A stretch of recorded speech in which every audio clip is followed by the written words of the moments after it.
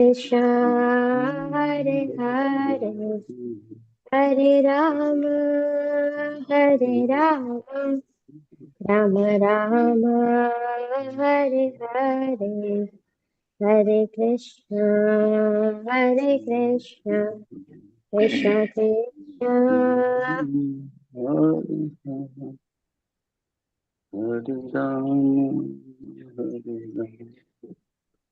Rama, Rama Rama,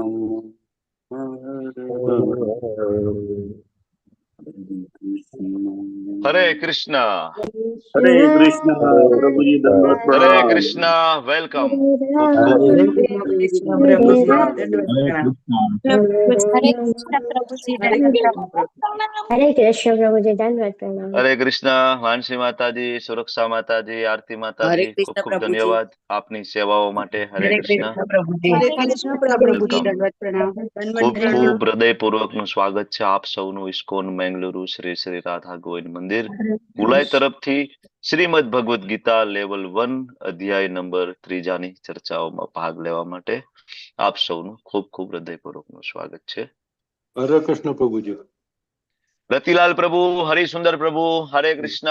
હરે Hare Pavitra Krishna પ્રભુજી, Prabhuji. હરે કૃષ્ણ. ભાનુબેન, હરે કૃષ્ણ પ્રભુજી. માનસી ઘાયલ માતાજી, જયેન્દ્ર મેવાડા પ્રભુ, નૈના નડિયાદરા માતાજી, ઉર્મિલા માતાજી, હિરલ પાઠક માતાજી, હરે કૃતિ કૃષ્ણ જોશી પ્રભુજી. માતાજી, વિક્રમી કૃષ્ણ પ્રભુ, હિરલ પટેલ માતાજી, લતા Hare માતાજી, Krishna સુનિલ Prabhuji. વહાણે પ્રભુ, વિક્રમ પંડ્યા પ્રભુજી, નિલ્પા માતાજી, વિશાલ ગાવિત પ્રભુ, Hare Krishna અતુલા Prabhuji. માતાજી, હરે કૃષ્ણ પ્રભુજી. ધન્યવાદ પ્રણામ પ્રભુજી. યસ વિશાલ પ્રભુ, હરે કૃષ્ણ. આસર હેતલ માતાજી, દીપલ માતાજી, શિલ્પા હોપડા માતાજી, જય પટેલ પ્રભુ, હરે કૃષ્ણ. રાજેન્દ્ર પ્રભુ, વેલકમ. ડોક્ટર Hare અર્ચના Krishna. ચૌહાણ માતાજી, હરે Krishna. Hare Krishna Prabhuji. Tejal માતાજી, સવિતા માતાજી, હરે કૃષ્ણ. મોના માતાજી, ઉર્મિલા સાધુ માતાજી, હરે Krishna. Welcome. Hare Krishna Prabhuji. સ્વાગત છે. Dandavad Pranam. જાગૃતિબેન ઠક્કર માતાજી, હરે કૃષ્ણ. ઓકે, શરૂઆત કરશો. ચાલો, એઝ યુઝ્યુઅલ આપણી પરંપરા મંગલાચરણથી આપણે શરૂઆત કરીશું. ભગવાન શ્રી શ્રી રાધા ગોવિંદજીના ચરણોમાં ખૂબ ભાવપૂર્વક પ્રેમપૂર્વકની પ્રાર્થના આપણે બધા સાથે મળીને મંગળતાને આવકારીશું. મંગલાચરણ અર્પણ કરીશું. કૃતિ માતાજી, welcome. Hare Krishna, Prabhuji Dandavat Pranam. Paresh Shah પ્રભુજી, દીપ્તિ માતાજી, વેલકમ. હરે કૃષ્ણ પ્રભુજી, દંડવત પ્રણામ. કીર્તિમાન સતીપુત્ર પ્રભુ, બીના માતાજી, દંડવત પ્રણામ, વેલકમ. રાધિકા સીતા માતાજી, વેલકમ. અમિત પ્રભુ, હરે કૃષ્ણ. અમિત પ્રભુ, બેલા માતાજી, એન્ડ દિવ્યા રાણા માતાજી, ગૌર ગુરુનાથ પ્રભુ, ગીતા પ્રિયા વ્રજરાની માતાજી, એન્ડ ઓકે હિના માતાજી, હેमा મોદી માતાજી, જાગૃતિ માતાજી, જલ્પા માતાજી. લિસ્ટ બહુ મોટું છે. કલ્પતરુ નિતાય ચંદ્ર પ્રભુ, હરે કૃષ્ણ. કૃપાલી માતાજી, મીરા માતાજી, Krishna Prabhuji. પૂનમ અગ્રવાલ માતાજી, પિયુષ વેદ પ્રભુ, પ્રમોદ પ્રભુ, હરે કૃષ્ણ. રૂપલ નાયક માતાજી, સરોજબેન પટેલ માતાજી, સ્વીટી માતાજી, એન્ડ ચંચલ અગ્રવાલ માતાજી. Okay, welcome. યશોદાનંદ વિલાસિની માતાજી, નિકિતા મોદી માતાજી, મહેશ કાપડિયા પ્રભુ, વેલકમ. શરૂઆત કરીએ. હરે કૃષ્ણ. બધાનું ખૂબ ખૂબ સ્વાગત છે. શરૂઆત કરશું ભગવાનના શ્રી ચરણોમાં. સાથે મળીને આપણે બધા મંગલાચરણ અર્પણ કરીએ.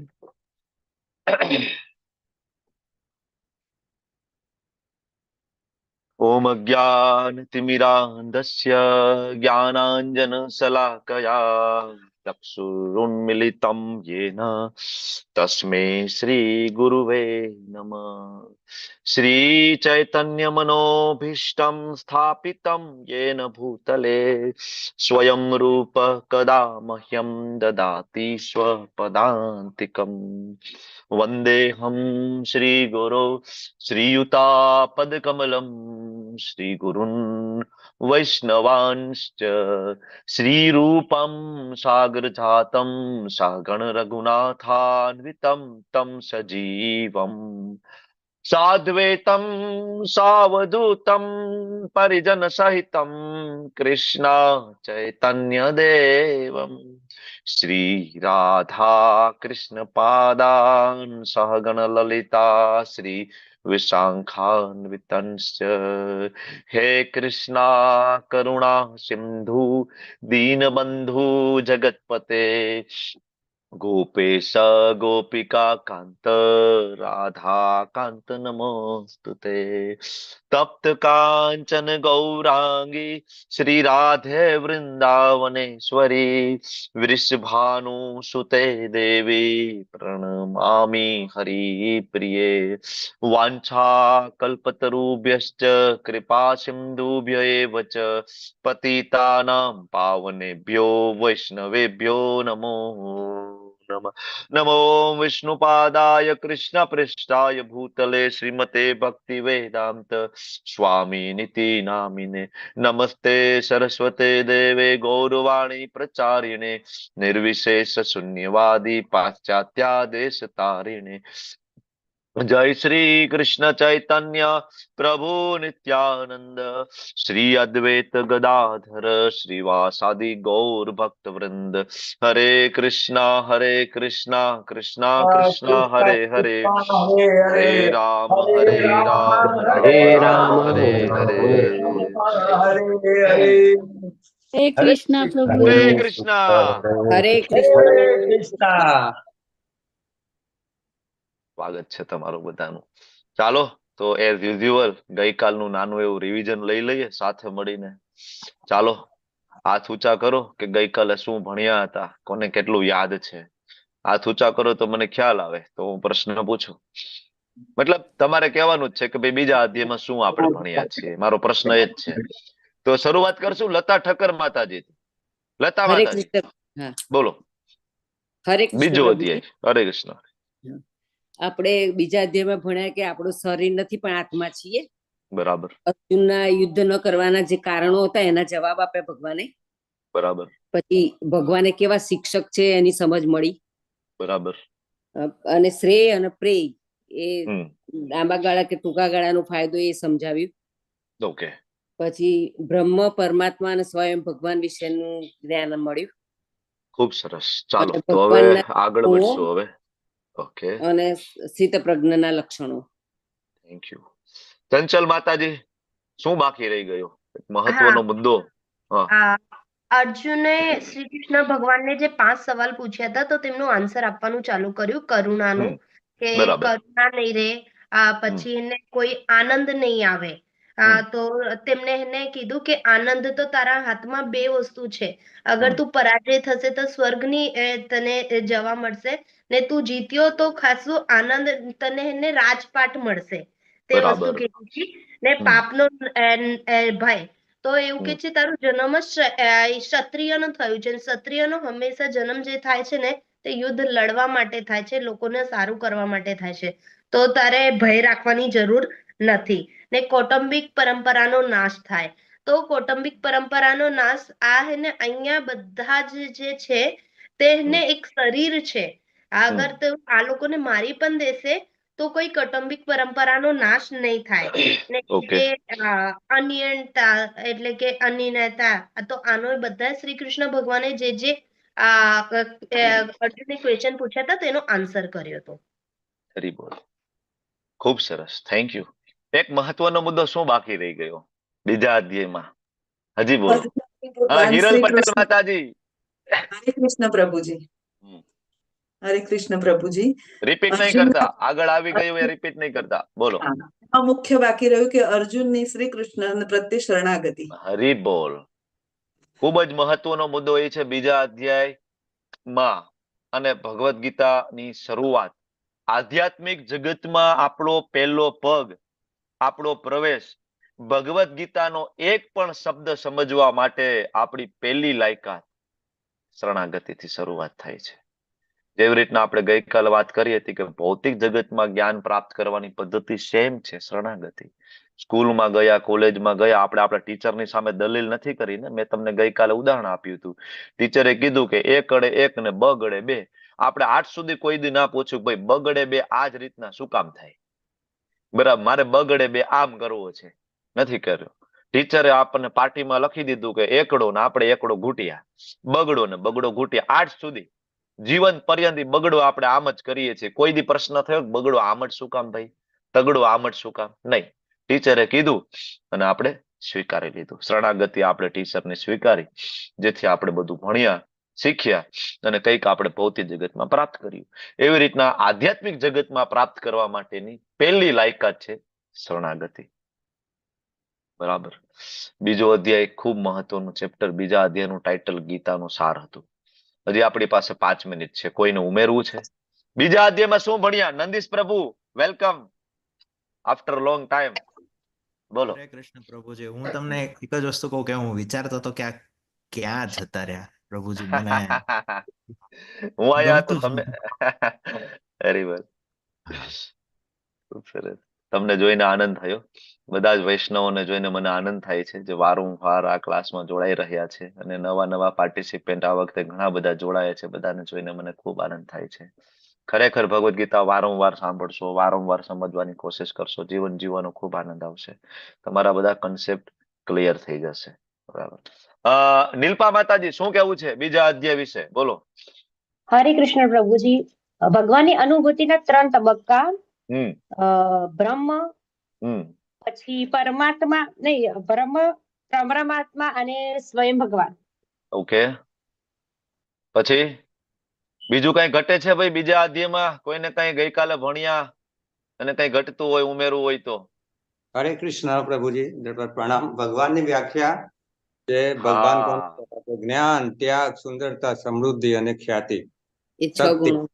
ષડ ઐશ્વર્યથી પરિપૂર્ણ હોય એને ભગવાન કહેવાય. ભગવાનની વ્યાખ્યા ગઈકાલે આપણે ભણ્યા છીએ. ઐશ્વર્યસ્ય સમગ્રસ્ય વીર્યસ્ય યશ શાસ્ત્રીય જ્ઞાન વૈરાગ્યમ યોસ ચેવ સન્નમ ભગ ઇતિંગના. વિષ્ણુ પુરાણ 6.5.47. એમાં વિષ્ણુ પુરાણની અંદર ભગવાન કોને કહેવાય એની વ્યાખ્યા આપી છે.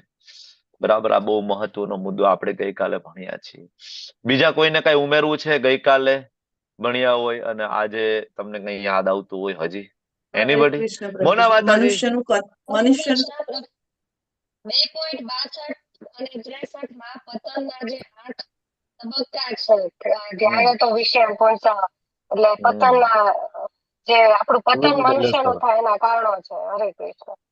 રાતોરાત કોઈનું પતન થતું નથી. બરાબર. રાતોરાત આર્થિક, માનસિક કે કોઈ પણ રીતના કોઈ વ્યક્તિ સુસાઇડ કરે છે તો એ રાતોરાતની પ્રોસેસ નથી. એ આગળના 7 તબક્કા પાર કરી ચુક્યો છે. જાય તો વિષયાન પુંસ સંગસ્તે શુભ જાય તે સંગાત સંજાય તે કામ કામાત ક્રોધો વિજાય તે. 62મો અને 63મો શ્લોક બહુ જ મહત્વનો છે. ગઈકાલે ભણ્યા એ લગભગ આપણા પ્રશ્ન કે મને ક્રોધ શું કામ આવે છે એનો જવાબ એની અંદર છે. મારા ક્રોધને કઈ રીતના શાંત કરી શકું, જવાબ એમાં છે. શું કામ મારું મન વધારે પડતી ડિઝાયર કરી રહ્યું છે? શું કામ મારું મન કામ વાસનાઓમાં સતત ભટકી રહ્યું છે? કેમ એમાંથી બહાર નીકળી શકું હું? બરાબર. શું કામ મારું મન ભગવદ ગીતામાં નથી લાગતું? શું કામ મારું મન ઇવન ભૌતિક જગતમાં પણ સારી પ્રગતિ કરવામાં કેમ નથી લાગતું? ભોગેશ્વર્ય પ્રસક્તા નામ તયા ભગવાન કહે છે. એ જ શ્લોક આની યારે કનેક્ટિંગ છે. જેમ જેમ આગળ વધશો તો આ બધા પ્રશ્નના જવાબ તમને આપમેળે મળશે. બરાબર. અને આજનો જે અધ્યાય તરફ હવે આગળ વધીએ. 8 ને 13 થઈ છે અને 9 ને 13, 9 ને 15 ની આસપાસ અધ્યાય પૂરો કરવાની હું કોશિશ કરું છું. 1 કલાક હું તમારી લેવાનો છું. ઓકે, શરૂઆત કરશું. કર્મ યોગ તરફ આગળ વધીએ. આજનો 3જો અધ્યાય. પહેલો અધ્યાય આપણે ભણ્યા હતા અર્જુન વિષાદ યોગ. પેલા અધ્યાયને સિમ્પલ ભાષામાં તમને પૂછે તો કહી શકાય 3 વ્યક્તિની મનસ્થિતિ, સૈન્ય નિરીક્ષણ, શંખનાદ, અર્જુનના યુદ્ધ ના કરવાના 5 કારણો. બરાબર. કરુણા, કોઈ આનંદ નથી, પાપનો ભય, કૌટુંબિક પરંપરાનો નાશ અને અનિર્ણયતા. આ 5 દલીલ અર્જુન ભગવાનની સામે રજૂ કરે. બીજા અધ્યાયની શરૂઆત થઈ અને જ્યારે અર્જુને ભગવાનની શરણાગતિ સ્વીકારી લીધી, કાર્પણ્ય દોષો પહટ સ્વભાવો. બહુ જ મહત્વનો શ્લોક છે 2.7. યાદ રાખો, પાકો કરવા જેવો શ્લોક છે. જીવનમાં ક્યારેક મુશ્કેલ દોરમાંથી આપણે ગુજરતા હોય ને આપણને સામે રસ્તો ના મળે ને, તો આ શ્લોક વારંવાર બોલવો કે ભગવાન હું તો કૃપણ છું, તમે મારા ગુરુ છો, તમે મને રસ્તો બતાવો. ભગવાન જરૂર રસ્તો બતાવે છે. શ્લોક એના માટેનો છે 2.7 શરણાગતિ. બરાબર. તો જ્યારે અર્જુને ભગવાનની શરણાગતિ સ્વીકારી, ભગવાન જયારે ગુરુ પદ ઉપર બેઠા, તરત જ અર્જુનનો કાન ખેંચીને ભગવાન એને કહે છે, અશોચાનન્મ શોચસ્તમ પ્રજ્ઞાવાદાશ્ચ ભાષસે. તું પ્રજ્ઞાવાદાશ્ચ, તું વિદ્વાન હોય એવી વાતો કરે છે, પણ તું વિદ્વાન નથી. ભગવાન અર્જુનને કહે છે. એકચ્યુઅલી આ ભગવાન અર્જુનને નથી કહેતા. કોને કહે છે? ભગવદ ગીતા સમજવાનો આપણો એટીટ્યુડ. હા, કોને કહે છે? આપણને. ભગવદ ગીતા ખોલો અને ભગવદ ગીતા વાંચો તો એને સમજવાનો આપણો જે ભાવ છે હંમેશા એવો હોવો જોઈએ કે અર્જુન તમને ને મને રિપ્રેઝેન્ટ કરે છે. રિપ્રેઝેન્ટ કરવું એટલે આપણા બધાના હૃદયમાં રહેલા પ્રશ્ન અને આપણો કઈ રીતના મનુષ્ય જીવન સાર્થક થાય એને લગતા પ્રશ્ન અર્જુન આપણા વતી પૂછે છે. કોને? કૃષ્ણને. કૃષ્ણ જવાબ આપે છે અર્જુનને સંબોધન કરીને, પણ એકચ્યુઅલી કેવા કોને માગે છે? આપણને, બધા જીવોને કહેવા માંગે છે. જો ખાલી અર્જુનને જ ભગવદ ગીતા કેવી હોય ને ભગવાને, તો કેટલી વખત કૃષ્ણ છે હસ્તિનાપુર ગયા છે, કેટલી વખત અર્જુન છે દ્વારકા ગયા છે. એક રૂમ બંધ કરી અને બે મિત્રો બેસીને ભગવદ ગીતાની ચર્ચા થઈ ગઈ હોત, કોઈને ખબર ના પડે. બરાબર ને? 700 શ્લોકોની ચર્ચા બે મિત્રો વચ્ચે થાત, ભગવાન અર્જુનને સમજાવી દેત, અર્જુન સમજી જાત. બરાબર ને? શું કામ? કુરુક્ષેત્રની યુદ્ધ ભૂમિ ઉપર એક બાજુ 11 અક્ષોની સેના, એક બાજુ 7 અક્ષોની સેના બરાબર ઊભી છે, ત્યારે ભગવદ ગીતા બોલવાનું કારણ શું છે? બરાબર. કારણ કે સંજય સાંભળે, ઉપરના લોકોમાં રહેલા દેવી દેવતાઓએ પણ ભગવદ ગીતા સાંભળી છે. આ બધા સાંભળે, સાંભળી અને એને ડોક્યુમેન્ટ થાય, એક પરંપરાની શરૂઆત થાય, વેદવ્યાસજી દ્વારા એને ડોક્યુમેન્ટેડ કરવામાં આવે, જેથી એ ડોક્યુમેન્ટેડ ગ્રંથ આપણને આજે ભગવદ ગીતા સ્વરૂપે પ્રાપ્ત થાય ને આપણે બધા વાંચીને આપણો ઉદ્ધાર કરી શકીએ. અર્જુન પૂરતી વાત હોય તો ભગવાને, મેં તમને કીધું એમ, એક રૂમમાં લઈ જઈને એને કહી શકતા હતા, આપણને ખબર શું પડવાની હતી. એટલે આપણા માટે ભગવદ ગીતા છે, નહીં કે અર્જુન માટે. કર્મયોગ નામનું 3જું ચેપ્ટર. તો બીજા અધ્યાયમાં ભગવાને અર્જુનના બધા પ્રશ્નોના જવાબ એક સાથે આપી દીધા. અર્જુન થોડા કન્ફ્યુઝ થઈ ગયા. અર્જુનનો પ્રશ્ન એવો હતો, મૂળ મુદ્દો અર્જુનનો એવો હતો, ભગવાન મારે યુદ્ધ કરવું કે ના કરવું? ભગવાનનું જ્ઞાન યોગ તરફ આગળ વધવું, જંગલમાં જતો રહું, હું ભિક્ષા માગીને ખાઈ લઈશ અને હું ત્યાં તપ કરીશ, જ્ઞાન માર્ગ ઉપર આગળ ચાલીશ, અથવા તો હું ત્યાં વેદો ઉપનિષદો પુરાણો ભગવદ ગીતા વાંચીશ, અથવા તો હું કર્મ માર્ગ ઉપર ચાલું, જેવી રીતના હનુમાનજી મહારાજે રામચંદ્રજીની પ્રસન્નતા માટે કર્મયોગ કર્યો છે. બરાબર, જેને અકર્મ તરીકે ઓળખવામાં આવે છે. તો હું આ કરું કે આ કરું? આઈ એમ કન્ફ્યુઝડ. બરાબર. તો એ અધ્યાય કર્મયોગ, જેનું આ બેઝિક વર્ઝન છે કર્મયોગનું. ઘણા બધાને એમ થાય કે ભગવાને ભગવદ ગીતામાં કર્મયોગ જ આપ્યો છે. કર્મયોગ એ બેઝિક વર્ઝન છે. હજી આનાથી એડવાન્સ વર્ઝન ઓલા મોબાઈલમાં નથી આવતું, એક સાદો મોબાઈલ હોય, પછી પ્રો મોબાઈલ હોય ને, બરાબર ને, પછી એનાથી એડવાન્સ હોય ને, આમાં એમ છે. 3જું અધ્યાય એ બેઝિક કર્મયોગ છે, 5મો અધ્યાય છે એ એનાથી એડવાન્સ કર્મયોગ છે. અને ખરા અર્થમાં તમે જયારે 12મા અધ્યાય ભક્તિ યોગની અંદર આવશો ને ભગવાન જ્યાં કરવાની વાત કરે છે, 9મા અધ્યાયમાં તમે આવશો રાજવિદ્યા રાજગુહ્ય યોગ, બરાબર, ત્યાં જે મનમના ભવ મદભક્તો વાળા જે શ્લોકો આવે છે એ એડવાન્સ જે કર્મયોગ જે છે, કે જે કર્મયોગ સ્વરૂપ ધારણ કરે છે અલ્ટિમેટ ભક્તિ યોગનું. બરાબર. તો આ રીતના ભગવદ ગીતાની અંદર જે ટીચિંગ્સ છે એ અલગ અલગ લેવલ ઉપર ટીચિંગ્સ આપેલી છે. બરાબર. જે મુજબ લોકોની ચેતના એ મુજબની ટીચિંગ્સને એક્સેપ્ટ કરી શકે. એટલા માટે તમે જોયું હશે ભગવદ ગીતા ઉપર તમને આશ્ચર્ય થશે કે અત્યારે બજારની અંદર 700 ટીકાઓ ઉપલબ્ધ છે રિટન ફોર્મમાં, 700. તમને આશ્ચર્ય થશે કે ભાઈ એક જ બુક છે અને એના ઉપર 700 અલગ અલગ રીતના લોકોએ સમજાવી છે.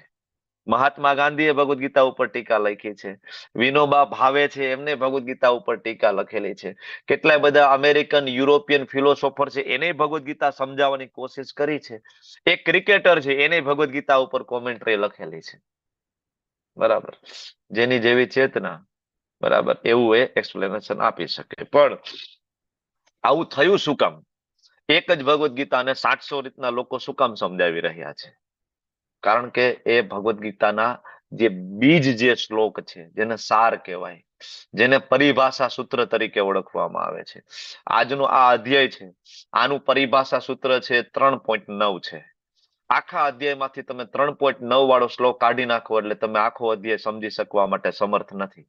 આખી ભગવદ્ ગીતા નો પરિભાષા બીજ સૂત્ર છે 18.66 સર્વ ધર્માન પરિત્યજ્ય મામ એકમ શરણમ વ્રજ અહમ ત્વામ સર્વ પાપેભ્યો મોક્ષિષ્યામિ મા શુચ. આ શ્લોકને તમે કાઢી નાખો ભગવદ્ ગીતામાંથી, તમે ભગવદ્ ગીતા સમજી શકતા નથી. આ જે 6 અધ્યાય જે શરૂઆતના છે, પેલો, બીજો, ત્રીજો, ચોથો, પાંચમો ને છઠ્ઠો, આ 6 શ્લોક નું કન્ક્લુઝન, એનું પરિભાષા સૂત્ર, એનો બીજ શ્લોક ભગવાને છેલ્લે મૂકી દીધો છે 6.47 યોગીનામ અપી સર્વેષામ મદ્ગતેન અંતરાત્મના શ્રદ્ધાવાન ભજતે યો મામ સમયુક્ત. હવે કોઈ વ્યક્તિ આ શ્લોકને મિસ કરી દે, અથવા આ જે હું શ્લોક બોલી રહ્યો છું, આવા ઘણા બધા છે, લગભગ દરેક અધ્યાયની અંદર એક એક પરિભાષા સૂત્ર, એક એક બીજ શ્લોક ભગવાને મૂક્યો છે. જ્યારે કોઈ વ્યક્તિ આ શ્લોકને મિસ કરી દે તો ભગવદ્ ગીતા સમજી શકતો નથી. બરાબર. એટલા માટે આવા 700 અલગ અલગ ભાષ્ય જોવા મળે છે. પણ જે બીજ શ્લોક સમજે એ ભગવદ્ ગીતા સમજી શકે. અથવા બીજ શ્લોક સમજે કોણ? ભગવાને કીધું છે ભક્ત્યા મામ બીજાનાથી, માત્ર મારા ભક્તો છે એ મારા પરિભાષા સૂત્ર અને મારા બીજ શ્લોકને સમજી શકે છે. આગળ આવશે. ઓકે, તો કર્મયોગ આમ તો આપણા બધાનો ઇન્ટરેસ્ટનો વિષય છે આજે. બરાબર. જ્યાં જોવો ત્યાં કર્મયોગને મોટા ભાગે લોકો હાઇલાઇટ કરી રહ્યા છે. ભાઈ બસ સારું કામ કરવું જોઈએ, કોઈનું દિલ ના દુભાવવું જોઈએ, બસ અમારે ભક્તિ કરવાની જરૂર નથી કારણ કે અમે કઈ ખોટું કામ કરતા નથી. બસ ભક્તિની કઈ જરૂર નથી, મંદિરે જવાની જરૂર નથી. તો પુણ્ય કરવું, સારું કામ કરવું અને અજાણતા પાપ કર્મ થવું અને એના રિઝલ્ટ વિશે હંમેશા આપણને પ્રશ્ન રહેતા હોય છે. એટલે આપણા ઇન્ટરેસ્ટનો સબ્જેક્ટ છે કર્મયોગ, એની જ આપણે આજે ચર્ચા કરવા જઈ રહ્યા છીએ. કર્મયોગની અંદર મૂળ 43 શ્લોક અને 5 અલગ અલગ વિભાગમાં વિભાજિત આ અધ્યાયને કરવામાં આવ્યો છે. શરૂઆત અર્જુનના એ કન્ફ્યુઝન થી આ અધ્યાયની શરૂઆત થવાની છે. પેલા અધ્યાયમાં અર્જુને પ્રશ્ન પૂછ્યા, બીજા અધ્યાયમાં એક સાથે બધા જવાબ આપ્યા. ભગવાને બીજા અધ્યાયમાં બધું પીરસી દીધું એક સાથે, જેમાં સકામ કર્મયોગ, નિષ્કામ કર્મયોગ, જેમાં જ્ઞાન યોગ આપવામાં આવ્યો, સાથે સાથે ભક્તિ યોગ નો પણ સ્પર્શ કર્યો છે. તો અર્જુન કન્ફ્યુઝ થઈ ગયા કે ભગવાન મારે શું કરવાનું છે એક્ઝેક્ટલી. એટલે ભગવાન ને પેલા બીજા બે શ્લોકની અંદર અર્જુન છે ભગવાનને પ્રશ્ન પૂછે છે. 3 થી લઈને જે 9 શ્લોક છે ભગવાન અર્જુનને સમજાવે છે કેવી રીતના નિષ્કામ કર્મયોગ તરફ આગળ વધી શકાય. 10 થી લઈને જે 16 શ્લોક છે એમાં ભગવાન કર્મકાંડ થી ઉપર ઉઠીને કર્મયોગ તરફ આગળ વધવાની વાત કરી રહ્યા છે. અને 17 થી લઈને 35 શ્લોકમાં અર્જુનને એક સાચું ઉદાહરણ, સાચો દાખલો બેસાડવા માટે ભગવાન એને કહી રહ્યા છે.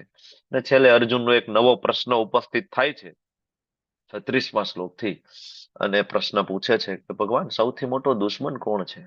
પાપ તો કોઈને કરવું નથી, કોઈને કરવું છે? અહીંયા આપણે 135 પાર્ટિસિપન્ટ છે, કોઈને ઈચ્છા છે કે ભાઈ આ પાપ કરવું છે, આજે સવારે ઉઠીને ટાર્ગેટ છે કે ભાઈ આજે સાંજ સુધીમાં 10 પાપ કરવા છે? આવો કોઈ ટાર્ગેટ લઈને ઉઠે છે? નથી ઉઠતા ને. આ પુણ્યના ટાર્ગેટ આપણે હંમેશા રાખીએ છીએ, બરાબર ને, કે આજે ગૌ માતાને ઘાસ નાખવું છે, બરાબર. કોઈ ને કઈ લોકો પુણ્ય કાર્ય કરવા માટે કટિબદ્ધ હોય, કોઈ પાપ કરવા માટે કટિબદ્ધ હોય એના આજ સવારથી ઉઠીને આજ તો 2-4 પાપ તો કરવાના જ છે લિસ્ટ બનાવી, ના, છતાં પણ અજાણતા પાપ થાય છે આપણાથી. તો અર્જુન એ જ પ્રશ્ન પૂછશે, બહુ પ્રેક્ટિકલ ક્વેશ્ચન છે. ભગવાનને પૂછશે ભગવાન કોણ કરાવે છે આ બધું? પાપ કરવું તો નથી કોઈને, છતાં કોણ કરાવે છે? તો આવા પ્રશ્ન અને એના જવાબ સાથે અધ્યાયની પૂર્ણાહુતિ થશે. ગઈકાલે એક શ્લોક ભણ્યા હતા, મેં તમને કહ્યું હતું કે આવતીકાલે વધારે ડિટેલમાં એ શ્લોકને લઈ જશું.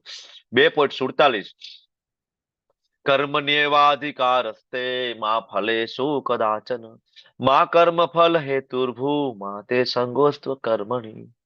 શ્લોક બહુ ફેમસ છે, ઘણી બધી જગ્યાએ સ્ટેજ ઉપરથી આ શ્લોક બોલવામાં આવતો હોય, ઘણા બધા પોલિટિશિયનો, મોટિવેશનલ સ્પીકરો આ શ્લોકને બોલતા હોય છે, તમને લોકોને ખ્યાલ છે. અને આ શ્લોકનો દુરુપયોગ પણ ઘણો બધો લોકો કરી રહ્યા છે. ભગવાન આની અંદર કહે છે કર્મની એવા અધિકાર હસ્તે મા ફલેષુ કદાચન, નિયત કર્તવ્ય કર્મ કરવાનો અધિકાર છે. નિયત એટલે જે પ્રિસ્ક્રાઇબ ડ્યુટી. અચ્છા, નિયત કર્તવ્ય કર્મ કરવાનો અધિકાર છે, તો એ નિયત કર્તવ્ય કોણ આપણને કહેશે કે આપણા નિયત કર્તવ્ય કર્મ કયા? શાસ્ત્રમાં આપ્યા છે, બ્રાહ્મણ, ક્ષત્રિય, વૈશ્ય, શૂદ્ર. આ 4 જે હું બોલું છું આ જાતિની હું વાત નથી કરતો, બ્રાહ્મણ છે, ક્ષત્રિય છે, વૈશ્ય છે, શૂદ્ર છે, ગુણ કર્મ વિભાગશઃ. ચોથા અધ્યાયમાં કન્સેપ્ટ તમારો વધારે ક્લિયર થશે. ભગવાન કહે છે કે કર્તવ્ય કર્મ કર, ફળ ઉપર અધિકાર નથી. પ્રશ્ન એમ થાય કે કર્મના ફળ ઉપર અધિકાર નથી તો કર્મ શું કામ કરવું? કર્મ કરવા માટે મોટિવેશન ક્યાંથી મળે? આવો પ્રશ્ન થાય કે નહીં? આની પહેલા ઘણી બધી વખત પ્રશ્ન આ પૂછાયો છે. ભાઈ કર્મ કરવાની વાત તો ભગવાન કરે છે, સાથે સાથે એમ કે છે કે ફળ ઉપર અધિકાર નથી. પણ હંમેશા કર્મની શરૂઆત થાય એ તો ગોલથી જ થાય ને. બરાબર, ગોલ માઇન્ડમાં ફિક્સ હોય ત્યારે તો આપણે કર્મ કરી શકીએ, નહીં તો કર્મ કેવી રીતના કરી શકીએ? એક છોકરો છે એ સ્કૂલે જાય અને એ ભણે, બરાબર, તો એનો ગોલ છે ને કે એક્ઝામમાં પાસ થવું, સારા પર્સન્ટેજ લાવવા. આ એનો ગોલ હંમેશા સામે હોય ત્યારે એ છોકરો ભણી શકે છે, નહીતર કેવી રીતના ભણે વિધાઉટ ગોલ, કર્મનું ફળ ઉપર? તો આ શ્લોકને કેવી રીતના સમજી શકાય? તો કોના માટે કર્મ કરવાનું જો ફળ ઉપર આધાર નથી? તો ભગવાન એક્ઝેક્ટલી આ શ્લોકની અંદર સમજાવે છે કે જો તમારું ફોકસ ફળ ઉપર રહેશે તો તમે સારી રીતના તમારું કર્મ કરી શકશો નહીં. સતત તમારું ફળ ઉપર તમારું ફોકસ રહે. ધારો કે કોઈ બે છોકરાઓ છે, સ્કૂલમાં ભણે છે, 10મા બોર્ડની એક્ઝામ આપી રહ્યા છે. એક છોકરાના માતા પિતાએ ભગવદ્ ગીતા ભણી છે, એટલે એ માતા પિતા એ બાળકને કહે છે કે ભાઈ તું મોબાઈલ, ટીવી આ બધું અત્યારે સાઈડમાં મૂકીને તારો સંપૂર્ણ જે સમય છે ભણવામાં ધ્યાન આપ. રિઝલ્ટ જે કઈ આવશે તું ચિંતા ના કરીશ, અમે સ્વીકારશું. તું મહેનત કર, તારું કામ છે મહેનત કરવાનું અને બરાબર એક્ઝામ આપવાનું. રિઝલ્ટ બરાબર એ આપણે ભગવદ્ ગીતામાં આપણે જાણીએ છીએ કે કોઈ પણ ના કર્મનું રિઝલ્ટ એ જે તે વ્યક્તિ ઉપર જ ખાલી આધારિત નથી, એના માટે 5 કારણ છે. તો ભગવદ્ ગીતા ભણે છે ને ખબર છે. હવે એક માતા પિતા ભગવદ્ ગીતા નથી ભણી, એ બાળકને એમ કે છે કે ગમે એ થાય પર્સન્ટેજ તો 95 ઉપર આવવા જ જોઈએ, બરાબર, નહીતર તારી ખેર નથી. તો એક બાળક છે સતત વિચારે છે કે રિઝલ્ટ મારું નબળું આવશે તો હું માર ખાઈશ, હું હેરાન થઈશ, સતત રિઝલ્ટ ઉપર ફોકસ છે. અને બીજું બાળક જે છે એનું ભણવામાં સતત ધ્યાન છે, કારણ કે માતા પિતાએ કીધું છે કે તું ચિંતા નહીં કરતો, રિઝલ્ટ આવશે, પણ તું અત્યારે ધ્યાન આપ ભણવામાં, તારું ફોકસ રીડિંગમાં, સૂત્રો બનાવવામાં હોવું જોઈએ. તો કોનું રિઝલ્ટ સારું આવશે? સતત રિઝલ્ટની ચિંતા કરે છે એનું રિઝલ્ટ સારું આવશે ટકાવારી, કે પછી જેનું ભણવામાં પ્રોપર ધ્યાન છે, જે સમય પૂરતો ભણવામાં આપે છે એનું? કોનું કોનું આવશે? તમને પ્રશ્ન પૂછો, બોલો. તમે પૂરતું ધ્યાન આપજો.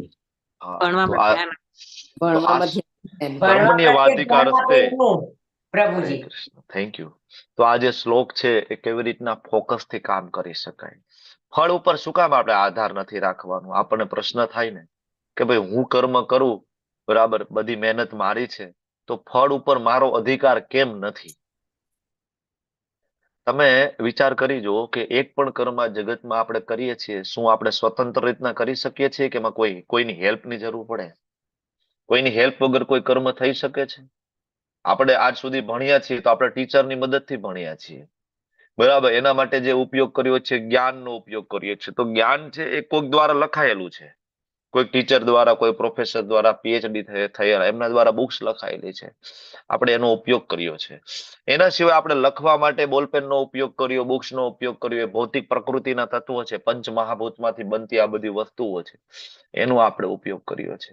બીજું આપણે આ શરીરનો ઉપયોગ કર્યો છે. શરીર આપણે બનાવ્યું છે જાતે? નથી બનાવ્યું. આપણા બ્રેનનો ઉપયોગ કરીને આપણે એક્ઝામ આપ્યા, તો બ્રેન આપણે જાતે બનાવ્યું છે? મગજ આપણે જાતે બનાવ્યું? નથી બનાવ્યું. તો આના ઉપરથી ખબર પડે કે કોઈ પણ કર્મ આપણે સ્વતંત્ર રીતના કરવા માટે સક્ષમ નથી. કોઈ એવું માને કે આ મેં જ કર્યું છે તો મૂર્ખ છે. એટલે ભગવદ્ ગીતા કહે છે અહંકાર વિમૂઢ આત્મા કરતા હમિતિ મન્યતે. મૂર્ખ માણસ હોય એવું માને કે મેં જ કર્યું છે. બુદ્ધિશાળી મનુષ્ય એવું માને કે હંમેશા મારા પરમાત્માનો હાથ છે, મારી સાથે એનો સાથ સહકાર છે, ભગવાનનો સાથ સહકાર છે. એક સાદું એક્ઝામ્પલ આપીને આપણે સમજીએ શું કામ કર્મના ફળ ઉપર આપણો અધિકાર નથી. ધારો કે કોઈ ખેડૂત છે, ખેતરની અંદર બીજ વાવે છે, વાવણી કરે છે, તો બીજ ખેડૂતે બનાવ્યું છે જાતે? બી છે ખેડૂત બનાવી શકે ઘરે? નથી બનાવી શકતો ને. બી ભગવાન દ્વારા આપવામાં આવે છે. પછી ખેતર, જે જમીન છે એ ખેડૂતે પોતે બનાવી છે? ખેડૂત સાથે લઈને જમીન આવ્યો છે? નથી લઈને આવ્યો. કોના દ્વારા નિર્માણ થયું છે? પ્રકૃતિ દ્વારા, ભગવાન દ્વારા નિર્માણ થયું. હવે બીજ રોપવામાં આવે, એમાં પાણી છોડવામાં આવે, પાણી કોઈ વૈજ્ઞાનિક બનાવી શકે? બરાબર, ખેડૂતે બનાવ્યું છે પાણી? પાણી કોણ આપે આપણને? ભગવાન દ્વારા, બરાબર, વરસાદ વરસાવવામાં આવે અને આપણને પાણી પ્રાપ્ત થાય છે. પછી એ બીજને મોટું થવા માટે સૂર્યપ્રકાશની જરૂર પડશે. સૂર્યપ્રકાશ કોણ આપે છે? સૂર્યપ્રકાશ કોઈ વૈજ્ઞાનિકોએ બનાવ્યો છે? કોઈ માણસ, કોઈ ખેડૂત દ્વારા સૂર્યપ્રકાશ બને છે? ના, એના માટે પણ આપણે ભગવાન ઉપર આધારિત છે. અને એ પછી બીજ જયારે ઉગે છે, બરાબર, તો કોઈ એમ કે ના ના, પણ મહેનત તો બધી મારી છે ને. ખેતીવાડીમાં મેં દિવસ રાત, સવારથી લઈને રાત સુધી મેં મહેનત કરી. અચ્છા, મહેનત તમે શરીર દ્વારા કરી, તો શરીર કોને? તમે બનાવ્યું છે? નથી બનાવ્યું. તમને ખેતીવાડી કરવા માટેનું જ્ઞાન તમારા મગજની અંદર ઇન્સ્ટોલ થયું, બરાબર, મગજ તમે બનાવ્યું છે. તમને ખેતીવાડી કેમ કરવી એનું જ્ઞાન છે વેદોમાં આપવામાં આવ્યું છે. અથર્વવેદનો એ ભાગ છે, તો એ પણ ભગવાન દ્વારા આપવામાં આવ્યું, કેમ ખેતી કરાય, કેમ ના કરાય. અલ્ટિમેટલી જ્ઞાનનો સોર્સ વેદ છે બધા. તો બધી જ વસ્તુ માટે તો આપણે ભગવાન ઉપર આધારિત છીએ. અને છતાં પણ આપણે જયારે આ કર્મ કરીને જયારે રિઝલ્ટ મળે, આપણે એમ કહીએ કે આ મેં કર્યું છે, આનો ભોગતા હું છું, તો આને કહેવાય ચોર. આને કહેવાય ચોર. અને જયારે આપણે આ કાર્ય કરીએ છીએ, ત્યારે આ કાર્ય આપણે હંમેશા અહંકાર સાથે થાય છે કે આ મેં કર્યું છે. અને જયારે હું અને મારું આ બે શબ્દ જયારે કોઈ પણ જગ્યાએ ઇન્વોલ્વ થાય છે, ત્યારે એ બંધનને પાત્ર બને છે, કર્મનું બંધન થાય છે. ઓકે, તો આવી રીતના આપણે ભગવાન ઉપર હંમેશા આધારિત છીએ. કોઈ વૈજ્ઞાનિક કોઈ વસ્તુનું રિસર્ચ કરે, ન્યૂટને, બરાબર, ગ્રેવિટી, ગુરુત્વાકર્ષણ બળની શોધ કરી, તો ન્યૂટને ગુરુત્વાકર્ષણ બળની શોધ કરી એની પહેલા આ પૃથ્વી ઉપર ગુરુત્વાકર્ષણ બળ નહોતું, બરાબર ને? સફરજન નીચે પડ્યું, આપણે બધા ભણ્યા છીએ ને કે સફરજન, ન્યૂટન ઝાડવા નીચે બેઠો તો સફરજન નીચે પડ્યું, તો એને વિચાર આવ્યો કે ભાઈ સફરજન નીચે જ કેમ પડ્યું, ઉપર કેમ ન ગયું? એના ઉપરથી એને લખ્યો ગુરુત્વાકર્ષણ બળનો સિદ્ધાંત. અચ્છા, તો એ સફરજન નીચે નહોતું પડ્યું. વિડીયો ઓન નથી થતો મુકેશ ચંદ્ર પ્રભુનો, પોસ્ટ જોવો જોઈએ. મુકેશ ચંદ્ર પ્રભુને હેલ્પ કરો. યસ, હાજી. તો વિચાર કરો કે ન્યૂટન ને એને જ ગુરુત્વાકર્ષણની શોધ કરી ને કે આઈન્સ્ટાઈને કરી છે, ખોટો નથી ને? બરાબર. તો ગુરુત્વાકર્ષણ બળની શોધ કર્યા એના પહેલા નહોતું ગુરુત્વાકર્ષણ બળ? હતું જ, એની પહેલા હતું.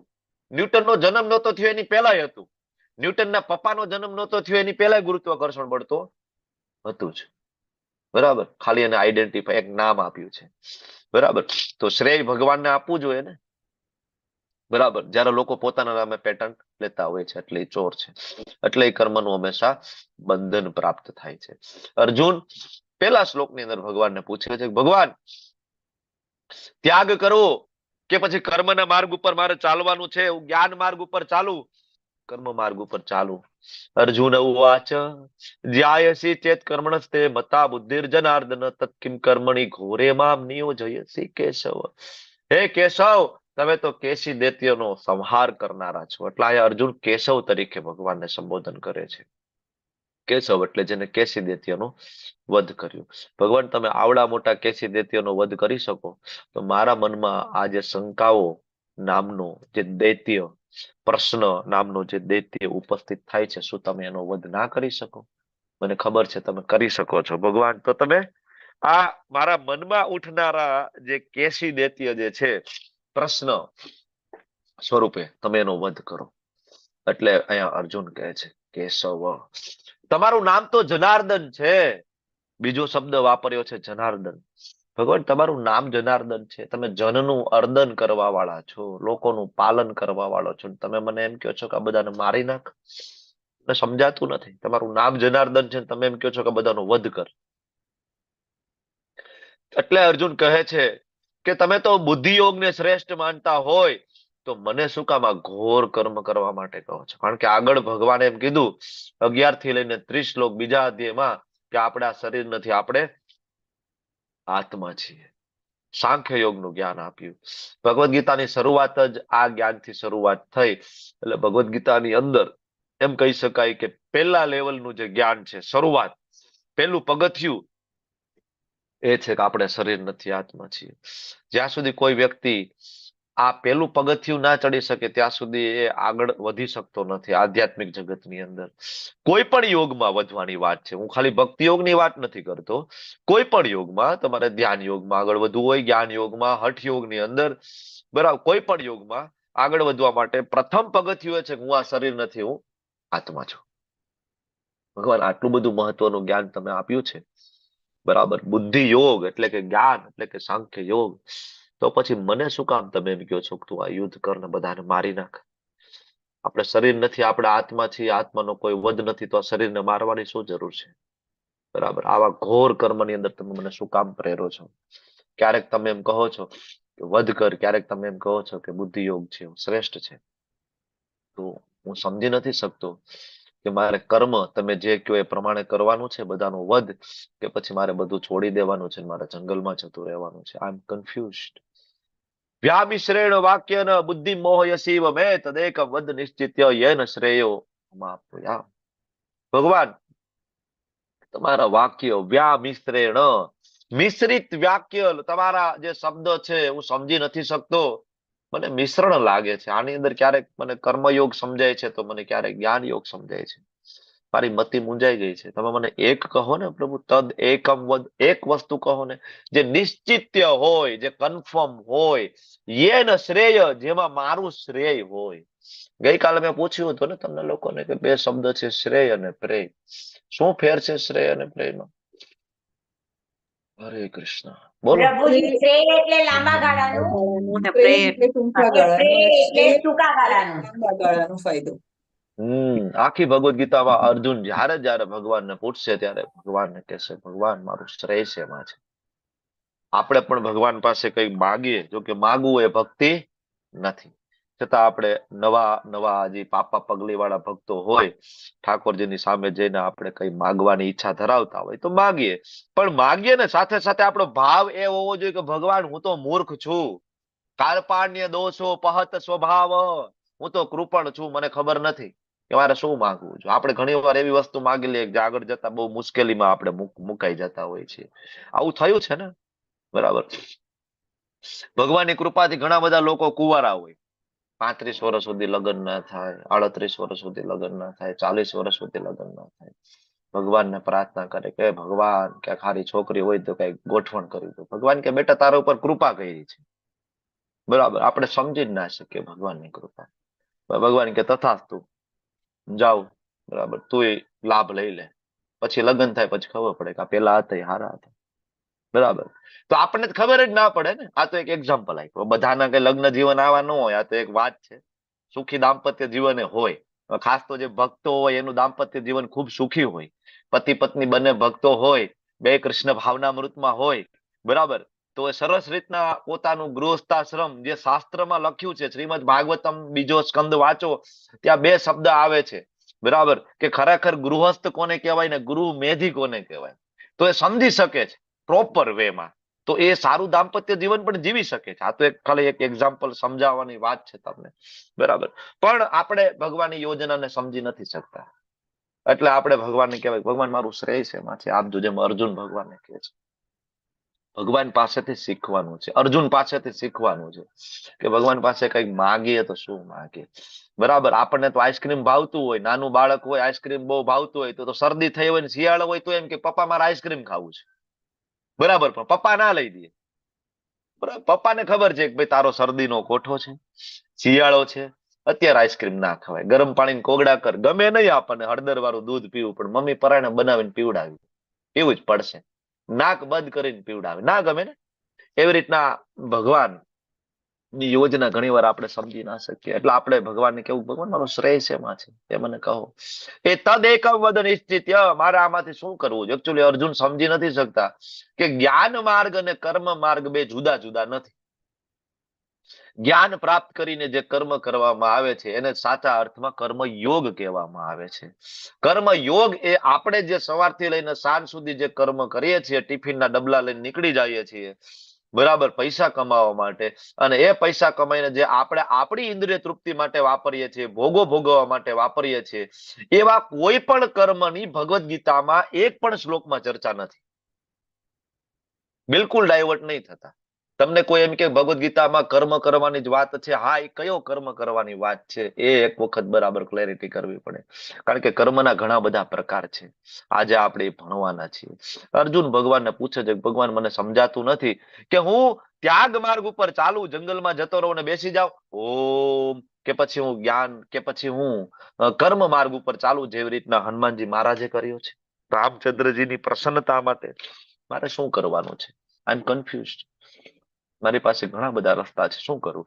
ત્યારે ભગવાન અર્જુનને જ્ઞાન આપવાની શરૂઆત કરે છે અને એકદમ હજી બેઝિક ફિલોસોફીથી શરૂઆત કરે છે. ભગવાન કહે છે, અર્જુન, પ્રત્યેક વ્યક્તિએ તેને ભૌતિક પ્રકૃતિ દ્વારા મેળવેલા જે ગુણ, કયા ગુણ છે?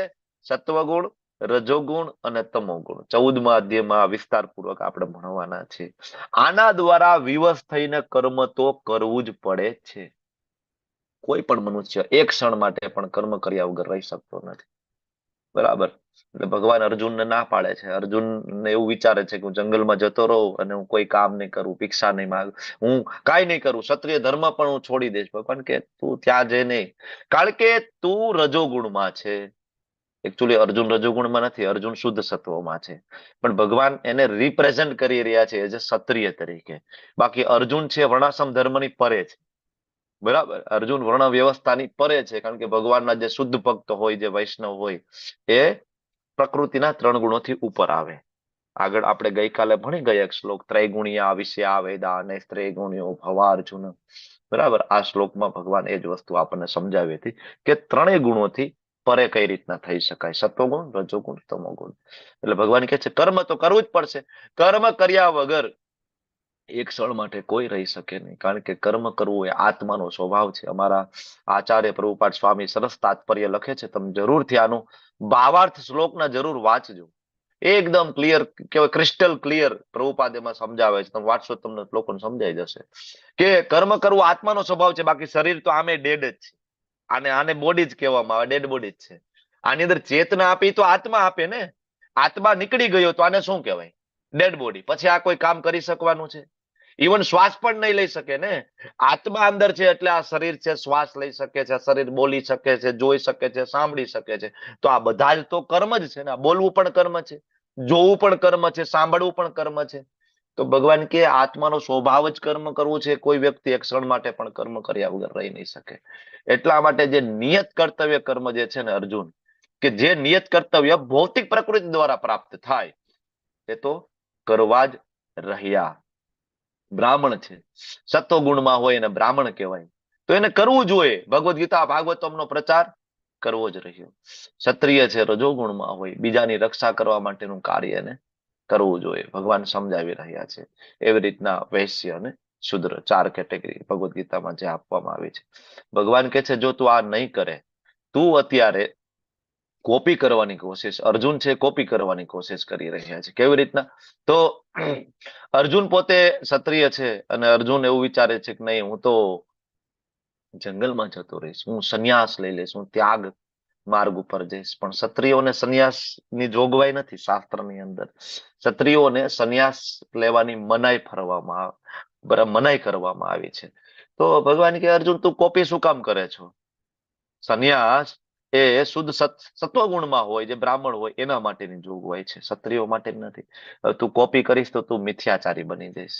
એટલે ભગવાન કહે છે આગળના શ્લોકની અંદર કે કર્મેણિન્દ્રિયાણિ સંયમ્ય ય આસ્તે મનસા સ્મરમ ઇન્દ્રિયાર્થાન વિમૂઢાત્મા મિથ્યાચારસ્ય. કે ભાઈ બહારથી તો કર્મેન્દ્રિયોને કંટ્રોલ કરે, પણ અંદરથી વિષયોનું ચિંતન ચાલુ હોય તો આને મિથ્યાચારી કહેવાય. અને મિથ્યાચારી ભગવાનને બિલકુલ ગમતા નથી. એક આ પિક્ચર તમે જોવો, છે તો સાધુ બરાબર, પણ આમાં ના શોભે એવું શું છે? ખરેખર સાધુને શું ના શોભે? શાસ્ત્ર પ્રમાણેની વાત કરીએ તો સાધુને શું ના શોભે? આમાં સિગરેટ. સાધુના હાથમાં સિગારેટ ના શોભે. બરાબર? 4 બેઝિક નિયમો શ્રીમદ ભાગવતમની અંદર આપેલા છે. બરાબર? વૈષ્ણવ સદાચારની અંદર આપેલા છે કે વૈષ્ણવ છે, સાધુ છે, જે સંત છે. સાધુની વ્યાખ્યા કોને કહેવાય એ પણ આપી છે ભગવદ્ ગીતાની અંદર. સાધુને કોઈ પણ પ્રકારનું વ્યસન ના હોય. વિચાર કરો કે સંન્યાસ શું કામ લેવામાં આવે? બરાબર? બ્રાહ્મણ, ક્ષત્રિય, વૈશ્ય, શૂદ્ર, બ્રહ્મચારી, ગૃહસ્થ, વાનપ્રસ્થ અને સંન્યાસ. સંન્યાસ આશ્રમનો ઉદ્દેશ્ય શું છે? આપણા જેવા જે ગૃહસ્થ લોકો, જે ઘોર નિંદ્રામાં જે સૂતા છે, એ લોકોના ઘેર ઘેર જઈને એને ઉઠાડવું અને એને જ્ઞાનનું દાન કરવું કે ભાઈ ઉઠો. આહાર, નિંદ્રા, ભય અને મૈથુન સિવાયની 5મી વસ્તુ તમે વિચારો. જનરલી આ 4 વસ્તુથી પરે પાંચમી વસ્તુ કોઈ વિચારતું નથી. નિર્ધન થી નિર્ધન માણસ હોય કે અતિશય ધનાઢ્ય માણસ કેમ ના હોય, ચાર જ વસ્તુની પાછળ છે. સારું ખાવાનું ક્યાં મળશે, સારું ફૂડ, નિંદ્રા, સારું ઘર બનાવીને સારો બેડ હોવો જોઈએ, એસી રૂમ હોવો જોઈએ, મને સરસ ઊંઘ આવવી જોઈએ, આહાર, નિંદ્રા, ભય, ભય બધાને છે એટલે બધા બેંક બેલેન્સ રાખે છે, પોતાનું ઘર બનાવે છે, એક સોસાયટી એક સમાજની અંદર રહે છે, ભય. અને ચોથું છે મૈથુન, જાતીય જીવન, બરાબર, સ્ત્રી પુરુષના સંબંધો, મેલ ફિમેલના સંબંધો. તો આ ચાર વસ્તુ શેરીના કૂતરામાં જોવા નથી મળતી. શેરીનો કૂતરોય ખાય છે, શેરીમાં રહેલું ભૂંડ પણ ખાય છે. તમને ને મને જે 56 પ્રકારના ભોગ લેવામાં જે આનંદ આવે છે ને, એ જ વસ્તુ ભૂંડને એટલો જ આનંદ આવે છે, કૂતરાને એટલો જ આનંદ આવે છે. કૂતરાને ક્યાંક હાડકું મળી જાય તો એ ચાટ્યા રાખે આખો દિવસ, એમાં રસગુલ્લા જેટલો જ એને આનંદ આવે છે કૂતરાને, બરાબર ને? એ પણ સુવે છે, એ પણ બખોલ બનાવે છે, કૂતરા ભૂંડડા પણ. કોકરોચે એના દર બનાવી અને ઉંદેડાય દર બનાવે છે અને રહે છે. આપણા કરતા સારા દર બનાવી શકે કીડી, મકોડા, સાપ, બરાબર, કે જેમાં ઉનાળામાં ઠંડો પવન આવે અને શિયાળામાં ગરમાવો રહે. આવું ડિઝાઇન એ લોકો કરી શકે છે. ક્યારે સુગરીનો માળો જોયો છે? બરાબર, પરફેક્ટ એન્જિનિયરિંગ નું એક્ઝામ્પલ છે સુગરીનો માળો. એક મકાન તો એ બનાવી શકે છે, એ ખાય છે, એ સુવે છે, અને એના બાળકો છે, એની પેઢીઓની પેઢીઓ આપણા કિચનની નાલીઓમાં કોકરોચની પેઢીઓની પેઢીઓ રખડે છે. તો આપણે આ ચાર વસ્તુમાંથી પાંચમી વસ્તુ કઈ કરીએ છીએ કે જેનાથી આપણને પશુ ના ગણવામાં આવે, બરાબર? બાકી તો ચાર વસ્તુમાં જે છે પશુ ભી સમાના, શાસ્ત્ર કહે છે કે પશુ સમાન છે. તો પાંચમી વસ્તુ એ છે અથાતો બ્રહ્મ જિજ્ઞાસા. અને આ અથાતો બ્રહ્મ જિજ્ઞાસા એ આપણા હૃદયમાં પ્રગટ કરે, એનું નામ સાધુ, એનું નામ સંત. આપણી ઘરે આવે ને આપણા હૃદયમાં પ્રશ્ન ઉપસ્થિત કરે કે હું કોણ છું, હું આયા શું કામ છું, બરાબર? ભગવાન કોણ છે, ભગવાન સાથે મારો સંબંધ શું છે, હું કેવી રીતના સંબંધને એસ્ટાબ્લિશ કરી શકું, મુક્તિ શું છે, મોક્ષ શું છે, મારા આ મનુષ્ય જીવનનું ગંતવ્ય શું છે, આ પ્રશ્ન આપણા હૃદયમાં જે ઉપસ્થિત કરી શકે ને, એને કહેવાય સાધુ, એને કહેવાય સંત, બરાબર? અને આવા સાધુ સંન્યાસીઓનું ગૃહસ્થાશ્રમમાં રહેલા આપણા જેવા લોકોએ પાલન પોષણ કરવાની જવાબદારી છે.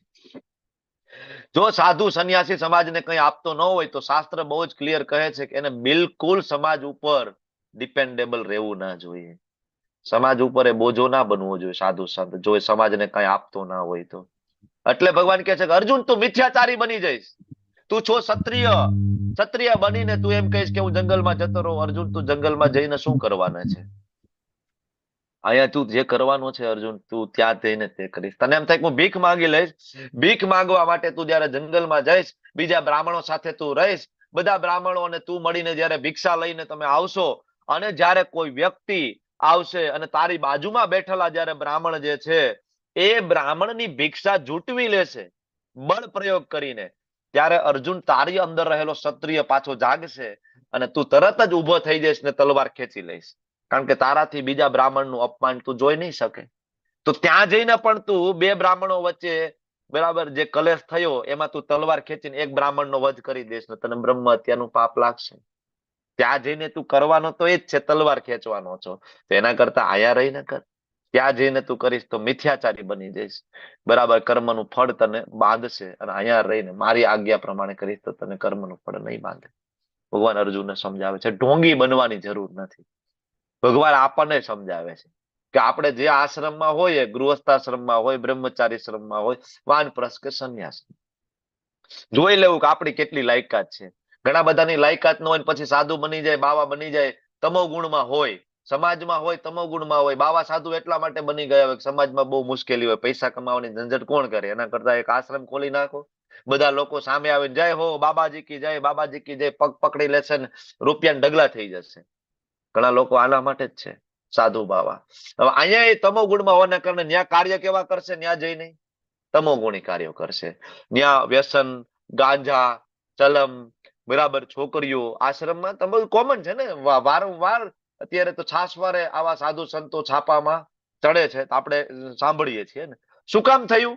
ભગવાન કે મિથ્યાચાર ઉચ્યતે, તમે મિથ્યાચારી બની ગયા, કારણ કે તમારામાં લાયકાત નહોતી, તમારે કરવાની જરૂર નહોતી. એટલે ભગવાન સમજાવે છે. અને શાસ્ત્ર શ્રીમદ ભાગવતમ ની અંદર જે કેન્ટો 5 છે, સ્કંદ 5મો, એમાં સરસ એક એક્ઝામ્પલ આપ્યું છે ભરત રાજાનું, જેના ઉપરથી આ દેશનું નામ ભારત વર્ષ પડ્યું.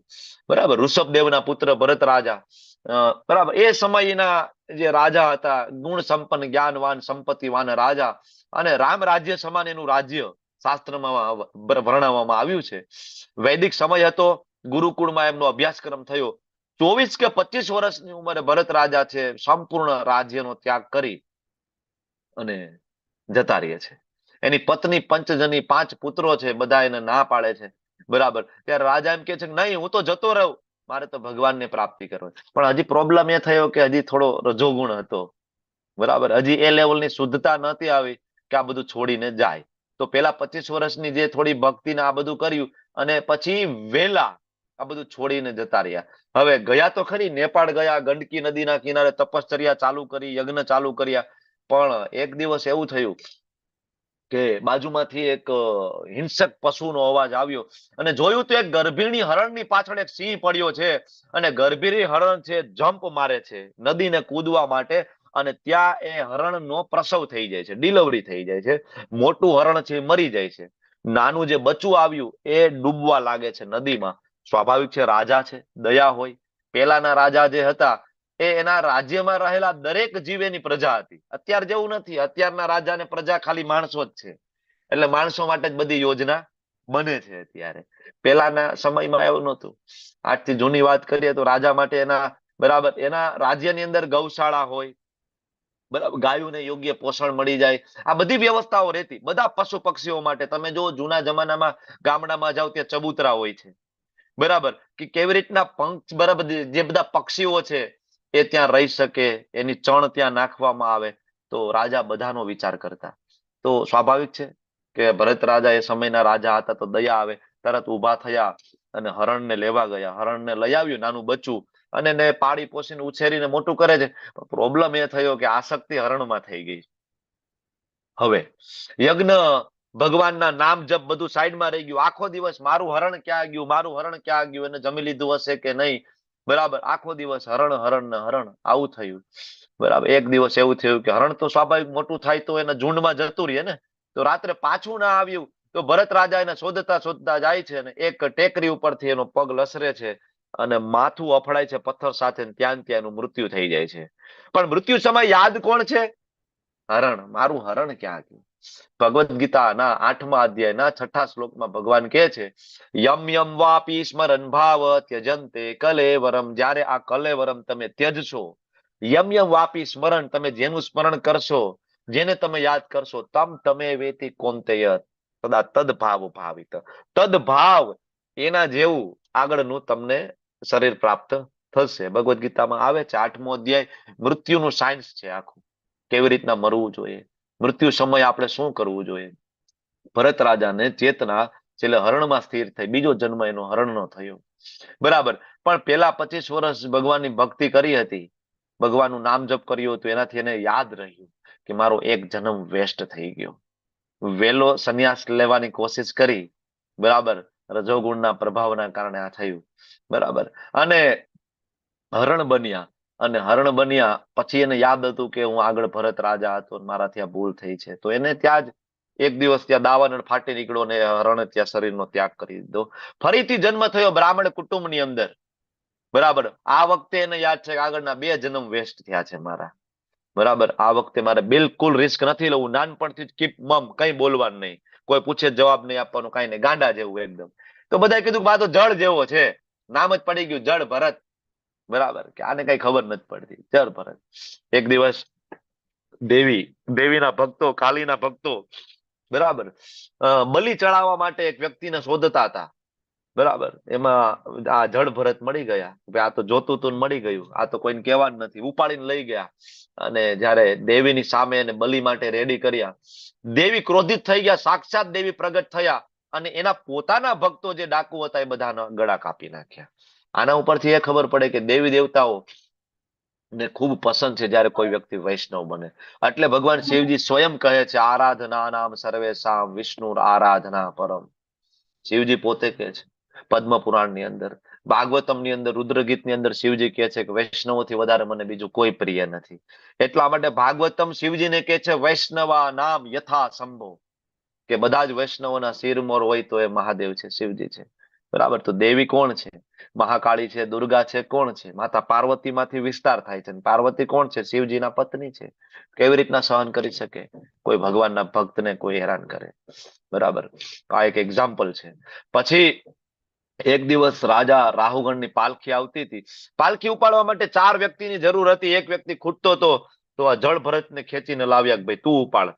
જળ ભરત તો ખૂબ જ્ઞાની હતા, નીચે જોઈને ચાલતા હતા. કીડી મકોડા પણ પગની નીચે ના કચરાય. પાલખી ઉપાડેલી હતી, પણ કીડી મકોડા આવે તો પગ ઊંચો લઈને જળ ભરત ચાલતા હતા. પાલખી ઊંચી નીચી થાય. અંદર રાજા રાહુગણ ખૂબ ક્રોધિત થયા. બરાબર. કે કોણ પાલખી ચલાવી રહ્યું છે? મૂર્ખ છે, એને એટલો ખ્યાલ નથી કે રાજાની પાલખી કેવી રીતના ચલાવવાની જોઈએ. મને અંદર થડકા લાગે છે. બરાબર. 1 વાર 2 વાર 3 વાર કીધું, કઈ ફરક ના પડ્યો. પછી એ રાજા રાહુગણ નીચે ઉતરે છે, ન કહેવાના વેણ કહે છે. કોને? જળ ભરતને. તમે આ જોઈ રહ્યા છો છેલ્લું પિક્ચર. ત્યારે જળ ભરત છે મોઢું ખોલે છે અને કહે છે તમે તો કદાચ થોડા ગામડાના રાજા હશો, પણ મારું નામ છે ભરત, અને હું એ ભરત છું, ઋષભદેવના પુત્ર. મારો આ 3જો જન્મ છે. બરાબર. 2 જન્મમાં મેં ભૂલ કરી છે, એટલે આ વખતે હું બિલકુલ કીપ મમ કઈ બોલતો નથી. મને મારા બંને પૂર્વ 2 જન્મો યાદ છે. બરાબર. પછી બંને વચ્ચે ખૂબ ચર્ચા થાય છે, રાજા રાહુગણ અને ભરત રાજા. તો આ એક એક્ઝામ્પલ છે કે જ્યારે એ લેવલની શુદ્ધતા પ્રાપ્ત ના થાય, બરાબર, તો અનાયાસે, બરાબર, લીધેલો જે સંન્યાસ છે એ કેવી રીતના આપણને બીજા 2 જન્મો તરફ આગળ ખસેડી જાય છે. બરાબર. એટલે ભગવાન કહે છે કે કર્મ તો કરવું જ પડશે. ભગવાન ફરીથી મૂળ મુદ્દા ઉપર આવે છે અને અર્જુનને કહે છે કે અર્જુન, કર્મ તો કરવું પડશે. તો કેવી રીતના કર્મ કરવાનું છે? ત્યારે ભગવાન હવે કહે છે કે નિષ્ઠાવાન મનુષ્ય કર્મેન્દ્રિયોને મન દ્વારા થોડો કંટ્રોલ કરવાની કોશિશ કરે. 4 નિયમોનું પાલન જે શાસ્ત્રમાં આપ્યું છે, કોઈ પણ પ્રકારના વ્યસન ના કરવા જોઈએ, વ્યભિચાર ના કરવો જોઈએ, માંસ મદિરા પાન ના કરવું જોઈએ, જુગાર ના રમવું જોઈએ. આ બેઝિક 4 નિયમ છે વૈષ્ણવિઝમના, શાસ્ત્રમાં આપ્યા છે. આ 4 નિયમનું પાલન કરે એને જ વૈષ્ણવ કહેવાય. બરાબર. અને 4 નિયમનું પાલન કરે એને હું તો એને જ કહેવાય મનુષ્ય. બરાબર. પ્રભુપાદ એ કહે છે કે 4 નિયમનું પાલન કરે એ સારો માણસ જ એ કહેવાય. વૈષ્ણવ તો બહુ દૂરની વાત છે. તો ભગવાન એ સમજાવે છે કે મન દ્વારા કંટ્રોલ કરો અને પછી અનાસક્ત થઈને કર્મયોગ કરો. કર્મના ફળ પ્રત્યે આસક્તિ નહીં રાખો, અનાસક્ત થઈને. બરાબર. આ એક પિક્ચર છે. કોણ છે આ વ્યક્તિ જે ઝાડુ મારે છે? કોણ છે ખબર છે? અનાસક્તિ થઈને કર્મ કરે છે, પણ આ છે કોણ? સામાન્ય વ્યક્તિ છે?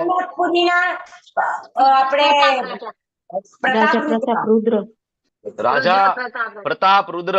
જગન્નાથપુરી આજે તમે જે જાઓ છો, જગન્નાથપુરીના રાજવી પરિવારના રાજા છે પ્રતાપ રુદ્ર, ભગવાનના મહાન ભક્ત.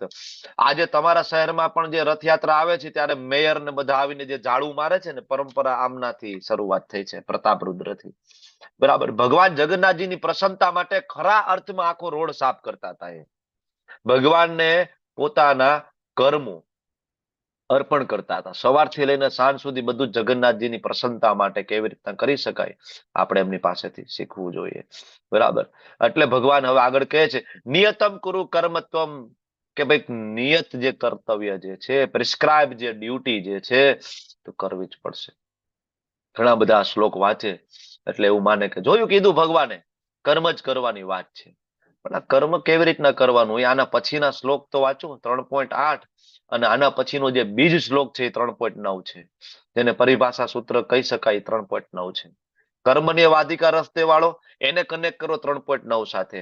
3.8 એને કનેક્ટ કરો 3.9 ને, બરાબર, સાથે 3.9 એને કનેક્ટ કરો આગળ 9મા અધ્યાય સાથે. ત્યારે તમે ખરેખર ભગવદ્ ગીતાને સમજી શકશો. બીજ શ્લોક એક બરાબર એકાબીજા કનેક્ટ કરો ત્યારે સમજી શકાય. તો આયા ભગવાન કહે છે તારું નિયત કર્તવ્ય કર્મ કર. કર્મ નહીં કરવા કરતા કર્મ કરવું વધારે સારું છે. કામ કર્યા વિના મનુષ્ય પોતાનું શરીર યાત્રા શરીરની જે યાત્રા છે, જે દેહનો નિર્વાહ છે, એ પણ કેવી રીતના કરી શકશે?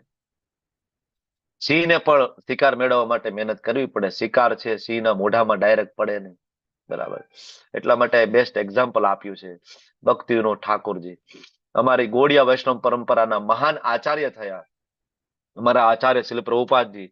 એમના ગુરુ મહારાજ ભક્તિ સિદ્ધાંત સરસ્વતી ઠાકોર એમના પિતાજી છે આ ભક્તિ વિનોદ ઠાકોર. અંગ્રેજોના સમયના મેજિસ્ટ્રેટ, વકીલ એ સમયના, બરાબર. એકમાત્ર હિસ્ટ્રીમાં એવો આ દાખલો છે કે અંગ્રેજોએ કોઈ ભારતીય માટે, અને એ પણ ભગવાનના ભક્ત માટે, 4 બોગીની ટ્રેન અને પાટા નખાવી આપ્યા હોય, માયાપુર થી લઈને કોલકાતા સુધી. આ એનું એક્ઝામ્પલ છે. શું કામ એવું કર્યું અંગ્રેજોએ?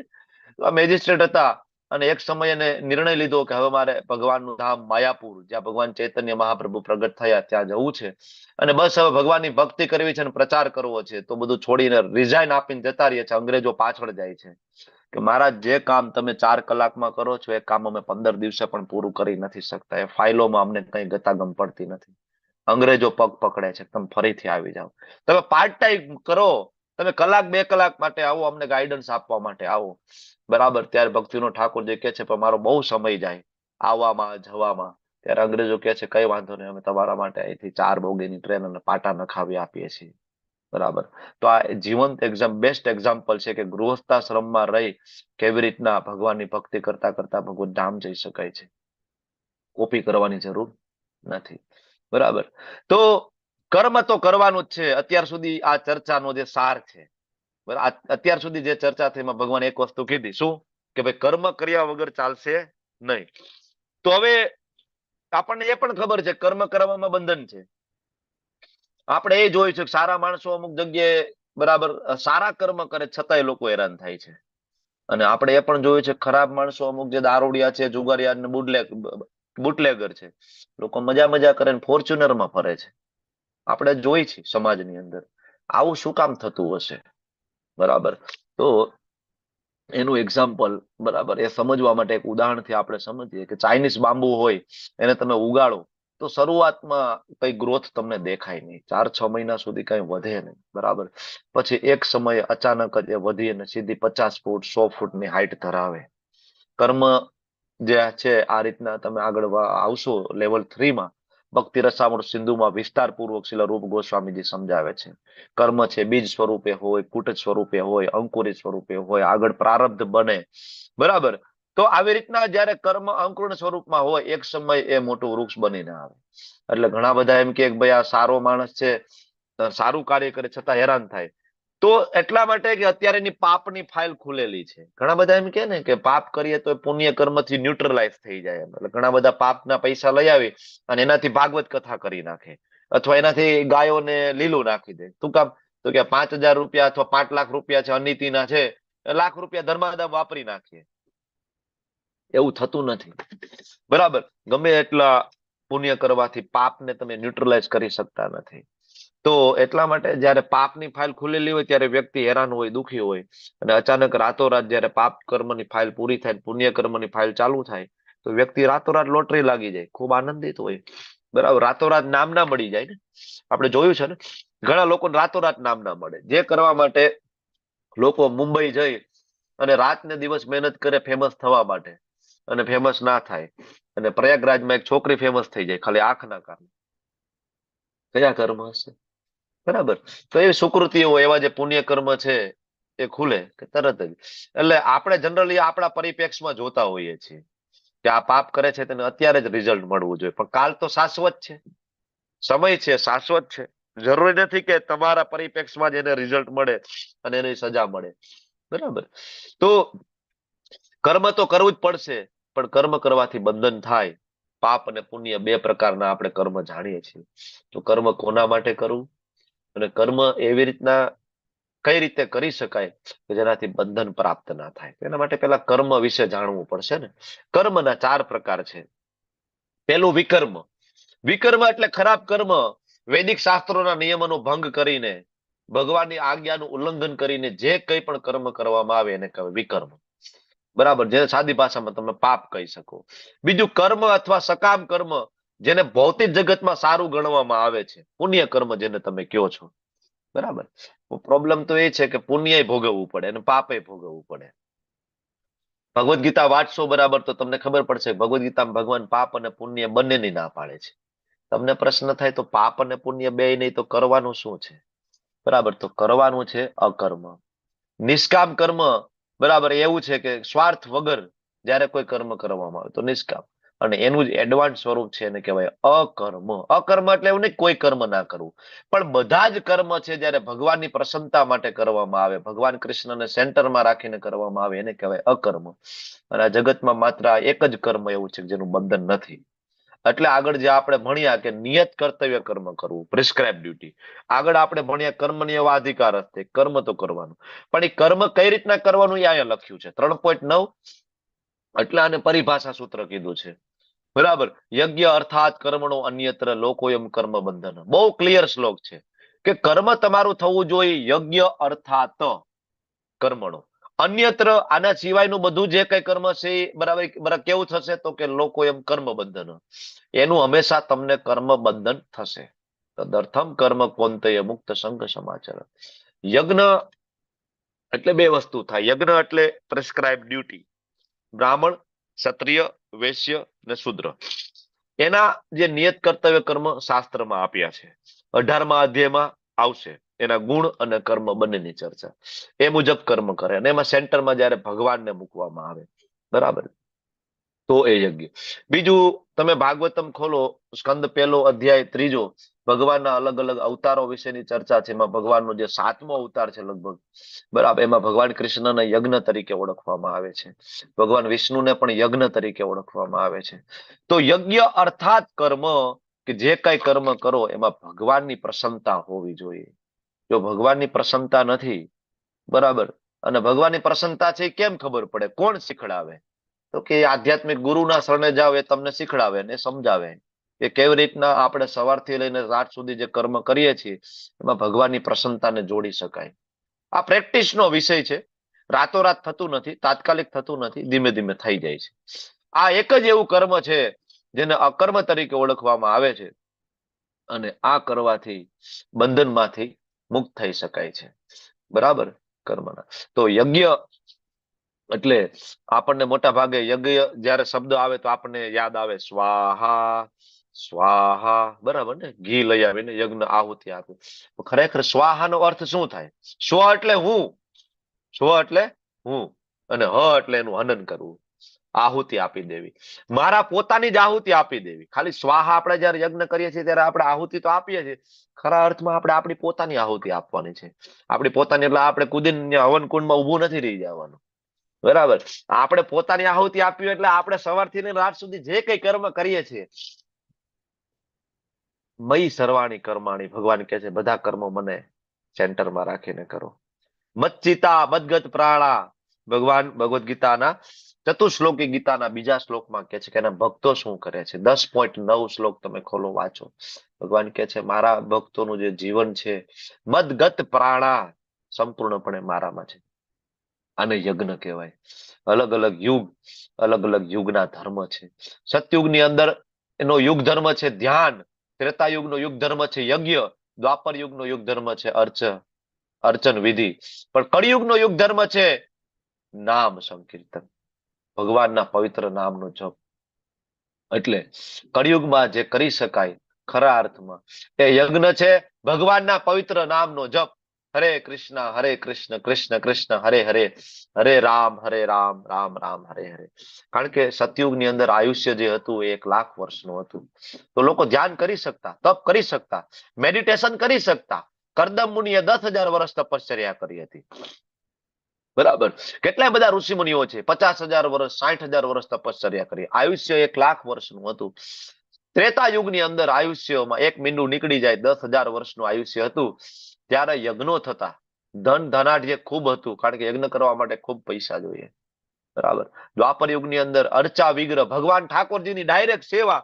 એટલે દ્વાપર યુગની અંદર વ્યક્તિઓના ઘર નાના હતા, મંદિર મોટા હતા, અને લોકો આખા દિવસનો વધુમાં વધુ સમય મંદિરમાં ગાળતા હતા. આજે પણ કોઈ પણ ગામડામાં જાઓ ત્યાં રામચંદ્રજી નું મંદિર હોય, ચોરો જેને આપણે ઓળખીએ છીએ, રામ દરબાર હોય, શિવજી હોય, રાધા કૃષ્ણ હોય, ગામડાના લોકો વધારે પડતો સમય મંદિરે કાઢતા.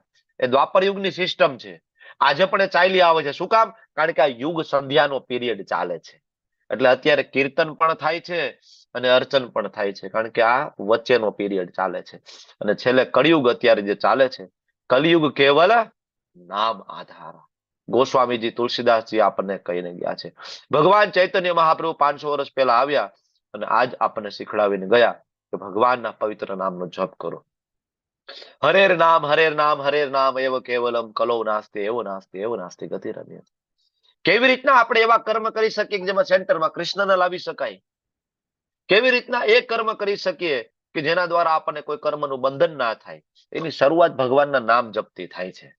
એટલા માટે હું નામ જપ ઉપર ભાર મૂકું છું કે જ્યારે ભગવાનના પવિત્ર નામનો જપ કરવાની તમે શરૂઆત કરો છો, આખો દિવસ કૃષ્ણનું ચિંતન, રામનું ચિંતન તમારા મનમાં રહે, ઓટોમેટિક પાપ કર્મ તમારા બંધ થાય.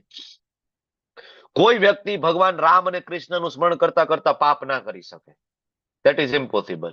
અને જો એ કરે છે તો મતલબ ભગવાનને ભૂલી ગયો છે. પાપ કર્મ કોઈ વ્યક્તિ રામ કૃષ્ણને યાદ કરીને ન કરી શકે.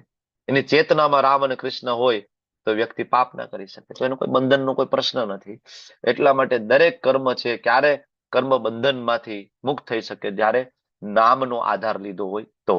એટલા માટે બૃહદ નારદીય પુરાણ કહે છે કે નામ સિવાય ઉદ્ધાર નથી. આ કળિયુગનો રસ્તો છે.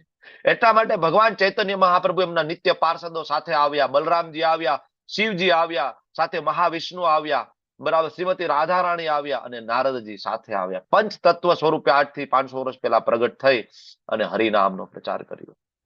અને એમાં ભાગવતમની અંદર લખ્યું છે યજ્ઞે સંકીર્તન પ્રાયર યજંતી હિ સુમેધ સ. બુદ્ધિશાળી મનુષ્યને ખબર પડશે કે ખરા અર્થમાં યજ્ઞ એટલે શું છે. સ્વાહા સ્વાહા વાળો યજ્ઞ છે જ, પણ કળિયુગની અંદર પ્રેક્ટિકલ નથી. બરાબર, કળિયુગની અંદર પ્રેક્ટિકલ છે સંકીર્તન, ભગવાનના પવિત્ર નામનો જપ. આખી જિંદગી કોઈ બ્રાહ્મણ હોય, આખી જિંદગી યજ્ઞ કરે, છેલ્લે મૃત્યુ સમયે આઈસીયુમાં એડમિટ કરવામાં આવે તો આઈસીયુમાં મૃત્યુના છેલ્લા શ્વાસમાં એને યજ્ઞ કરવાની પરમિશન આપવામાં આવશે ડોક્ટર દ્વારા કે ભાઈ મેં આખી જિંદગી યજ્ઞ કર્યો છે, પણ હવે મને અહીંયા આઈસીયુમાં એક યજ્ઞ છેલ્લો કરી લેવા દો. બરાબર, થોડીક ઈટું લઈ આવો, થોડાક લાકડા લઈ આવો, થોડા છાણા લઈ આવો, અને હવે અમારે આઈસીયુમાં યજ્ઞ કરવો છે. કા? તો કે મારી મૃત્યુ સમયની છેલ્લી ઈચ્છા. થશે? Is it possible? આખી જિંદગી યજ્ઞ કર્યો છે, થશે? આખી જિંદગી દાન કર્યું છે, મૃત્યુ સયા ઉપર થશે? આખી જિંદગી ધ્યાનમાં બેઠા છે, થશે મૃત્યુ સયા ઉપર? નહીં થાય. પણ આખી જિંદગી બરાબર ભગવાનનું નામ લીધું હશે તો આઈસીયુમાં હોય, મૃત્યુ સયા ઉપર બેઠા હોય તો પણ તમારા માટે બરાબર ભગવાનનું નામ લેવું સરળ પડશે. તમે નહીં બોલી શકો, તમારી બાજુમાં બેઠા બેઠા કોઈ કીર્તન કરી શકશે. બરાબર, શબ્દ તમારા કાનમાં જશે. એટલે કળિયુગનો યુગ ધર્મ છે, નામ છે. બરાબર, એટલા માટે ભગવાન પંચતત્વ પ્રગટ થયા અને આપણને નામ આપ્યું. તો આપણે આવતીકાલથી જો આજના અધ્યાયની પહેલી આ ટીચિંગ્સ છે કે આપણે ભગવાનનો નામનો જપ કરીશું. પેલું પ્રેક્ટિકલ છે. જો પ્રેક્ટિકલ અને થિયરી બે પેરેલલ ચાલે ને તો જ ભગવદ ગીતા સમજાય. ભૌતિક જગતમાં એવું જ છે.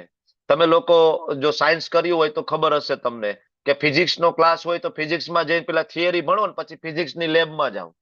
અમે સાયન્સ કર્યું, બાયોલોજી ભણતા તો પેલા બાયોલોજીના ક્લાસમાં થિયરી ભણાવવામાં આવે અને પછી બાયોલોજીની લેબોરેટરીમાં જાય અને ત્યાં ડેટકા કાપવામાં આવે અને ખબર પડે કે ભાઈ અહીંયા આટલા હાડકા હોય ને આટલું આ હોય ને તે હોય ને. બરાબર, તો થિયરી ને પ્રેક્ટિકલ બે વસ્તુ પેરેલલ ચાલે. એવી રીતના ભગવદ ગીતાની થિયરી હું તમને સમજાવું છું અને આ ભગવદ ગીતાનો પ્રેક્ટિકલ છે. ભગવાનના પવિત્ર નામનો જપ તમે લોકો કરજો. કાલથી તો આપણે કરશું જ, ક્લાસ પૂરો થઈ એક માળા કરશું ભગવાનના પવિત્ર નામની. બરાબર, આખા વિશ્વમાં બધી જગ્યાએ થાય છે, ઘરે ઘરમાં થાય છે. ફોરેનરના લોકો, જાપાનના લોકો, ચાઇનાના લોકો બધા કરી રહ્યા છે. આપણે શું કામ ના કરીએ? રામકૃષ્ણ નામની માળા એકલા હોય ત્યારે કરી શકાય, ફેમિલી સાથે કરી શકાય. બરાબર, તો આ બહુ સરળ રસ્તો છે. બરાબર, કે બધા કર્મોમાં ભગવાનને સેન્ટરમાં કેવી રીતના લાવી શકાય. હવે બીજો પ્રેક્ટિકલ કે પાપથી બચવાનો સૌથી સરળ બીજો ઉપાય કયો? તો બીજો ઉપાય એ છે, ભગવાન કહે છે યજ્ઞ શિષ્ટાસીન સંતો મુચ્યંતે સર્વ કિલ્બિષે પૂજ્યંતે તે ત્વગમ પાપા. પાપમાંથી બચવું હોય તો યજ્ઞ શિષ્ટાસીન સંતો, ભગવાનના ભક્તો હંમેશા યજ્ઞમાં પ્રથમ અર્પિત કરેલું ભોજન.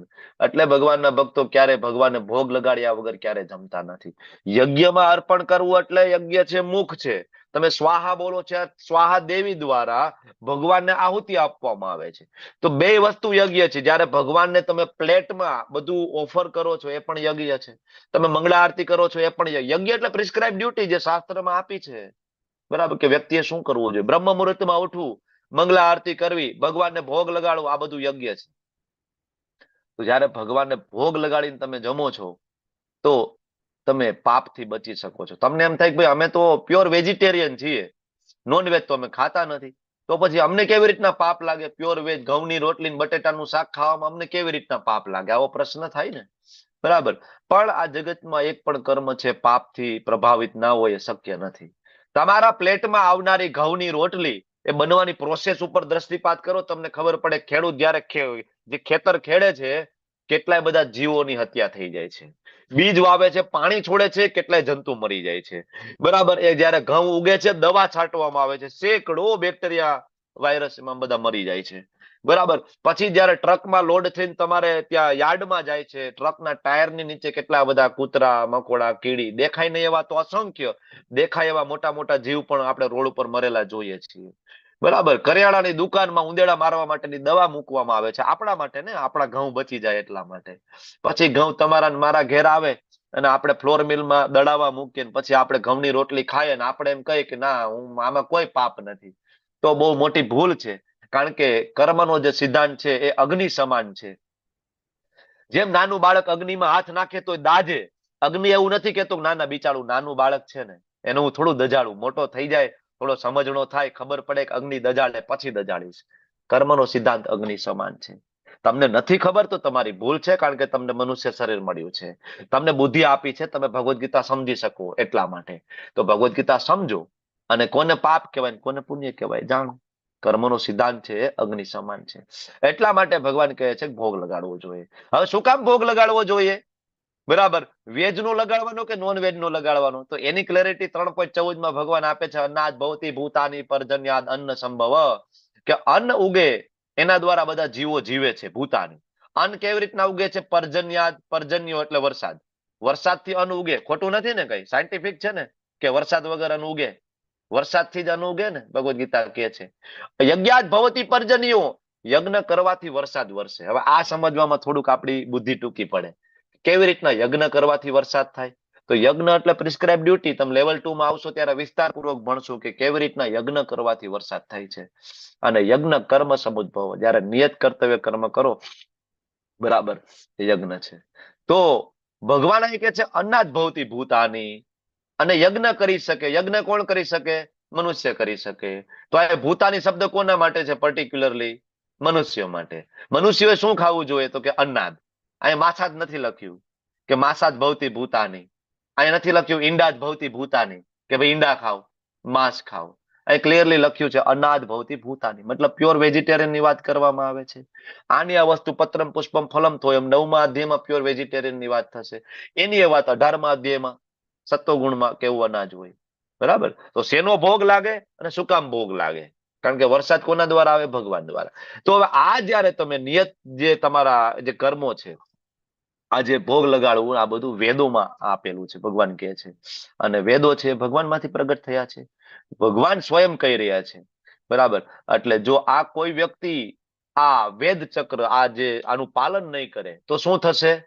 જો કોઈ વ્યક્તિ ભોગ ના લગાડે, પોતાના કર્મમાં ભગવાનને સેન્ટરમાં ના રાખે, પોતે જ પોતાનો ભોગતા બની જાય, ફળનો ભોગતા, તો ભગવાન કે છે ઇન્દ્રિય તૃપ્તિ માટે જીવતો રહીને એનું જીવન વેસ્ટ છે, એનો કોઈ મતલબ રહેતો નથી. એટલે યજ્ઞ ચક્ર છે. ભગવાન દ્વારા આપણને વેદ આપવામાં આવ્યા, વેદ દ્વારા આપણને ખબર પડી આપણે શું કરવું જોઈએ, શું ના કરવું જોઈએ. એના દ્વારા આપણે કર્મ કર્યું, કર્મથી જે ફળ મળ્યું, તો એની આપણે જયારે આપણે બલિદાન આપીએ, એના દ્વારા આપણે જયારે યજ્ઞ કરીએ, દાન કરીએ, પુણ્ય કરીએ, દેવતાઓ એનાથી પ્રસન્ન થાય, દેવતાઓ પ્રસન્ન થાય, વરસાદ થાય, વરસાદથી આપણે અન્ન પ્રાપ્ત થાય, અન્નથી આપણે ખોરાક મળે, અને એ ખોરાક જયારે ભગવાનને પાછું અર્પણ કરીએ તો આ યજ્ઞ ચક્ર છે પૂરું થાય છે. મનુષ્ય જીવનમાં યજ્ઞ ચક્રનું ખૂબ ધ્યાન રાખવું જોઈએ. એટલે ભગવાન કહે છે અર્જુન, તું એમ કે છો કે મારે યુદ્ધ નથી કરવું. અરે જનક જેવા રાજાઓ, ભગવાન ઉદાહરણ આપે છે. જનક રાજા, શ્રી રામચંદ્રજીના સસરા, એમને પણ તો નિયત કર્તવ્ય કર્મ કર્યું છે, તારે કેમ ના કરવાનું? કરવું જોઈએ ને. ભગવાન આગળ કે છે અરે અર્જુન, તારે તો શ્રેષ્ઠ એક્ઝામ્પલ સમાજની અંદર મૂકવું જોઈએ. યદ યદ આચરતી શ્રેષ્ઠાદ. કારણ કે આજે તું જયારે જો ઘર છોડીને નીકળી જાય, સામે મુશ્કેલી તને દેખાઈ રહી છે, તારા ઘર પરિવારના સભ્યો દેખાઈ રહ્યા છે, તો ભવિષ્યમાં દરેક ઘરમાંથી એક સંન્યાસી નીકળશે. કારણ કે દરેક ઘરની અંદર મુશ્કેલી છે. કોઈકને આર્થિક મુશ્કેલી છે, કોઈકને માનસિક મુશ્કેલી છે, કોઈકને શારીરિક મુશ્કેલી છે, કોઈકને પત્નીથી વાંધો છે, કોઈકને પતિથી પ્રોબ્લેમ છે, કોઈને માતા પિતા નથી ગમતા, કોઈને દીકરા નથી ગમતા, કોઈને દીકરા નથી સાચવતો. દરેક ઘરમાંથી તારી જેમ અર્જુન ભાગી જશે તો તું કેવું એક્ઝામ્પલ સેટ કરવા માંગે છો? ભાગી જાય મુશ્કેલી. બાળક બોર્ડની એક્ઝામ આપવા જશે, અડધું પેપર પૂરું કરીને ઘરે આવતો રહેશે, પપ્પા પૂછશે કેમ? તો કે પેપર અઘરું હતું પપ્પા, હું આવતો રહ્યો. અર્જુન પણ ભાગી ગયો હતો જયારે એને મુશ્કેલી લાગી હતી, તો હું આવતો રહ્યો. બરાબર.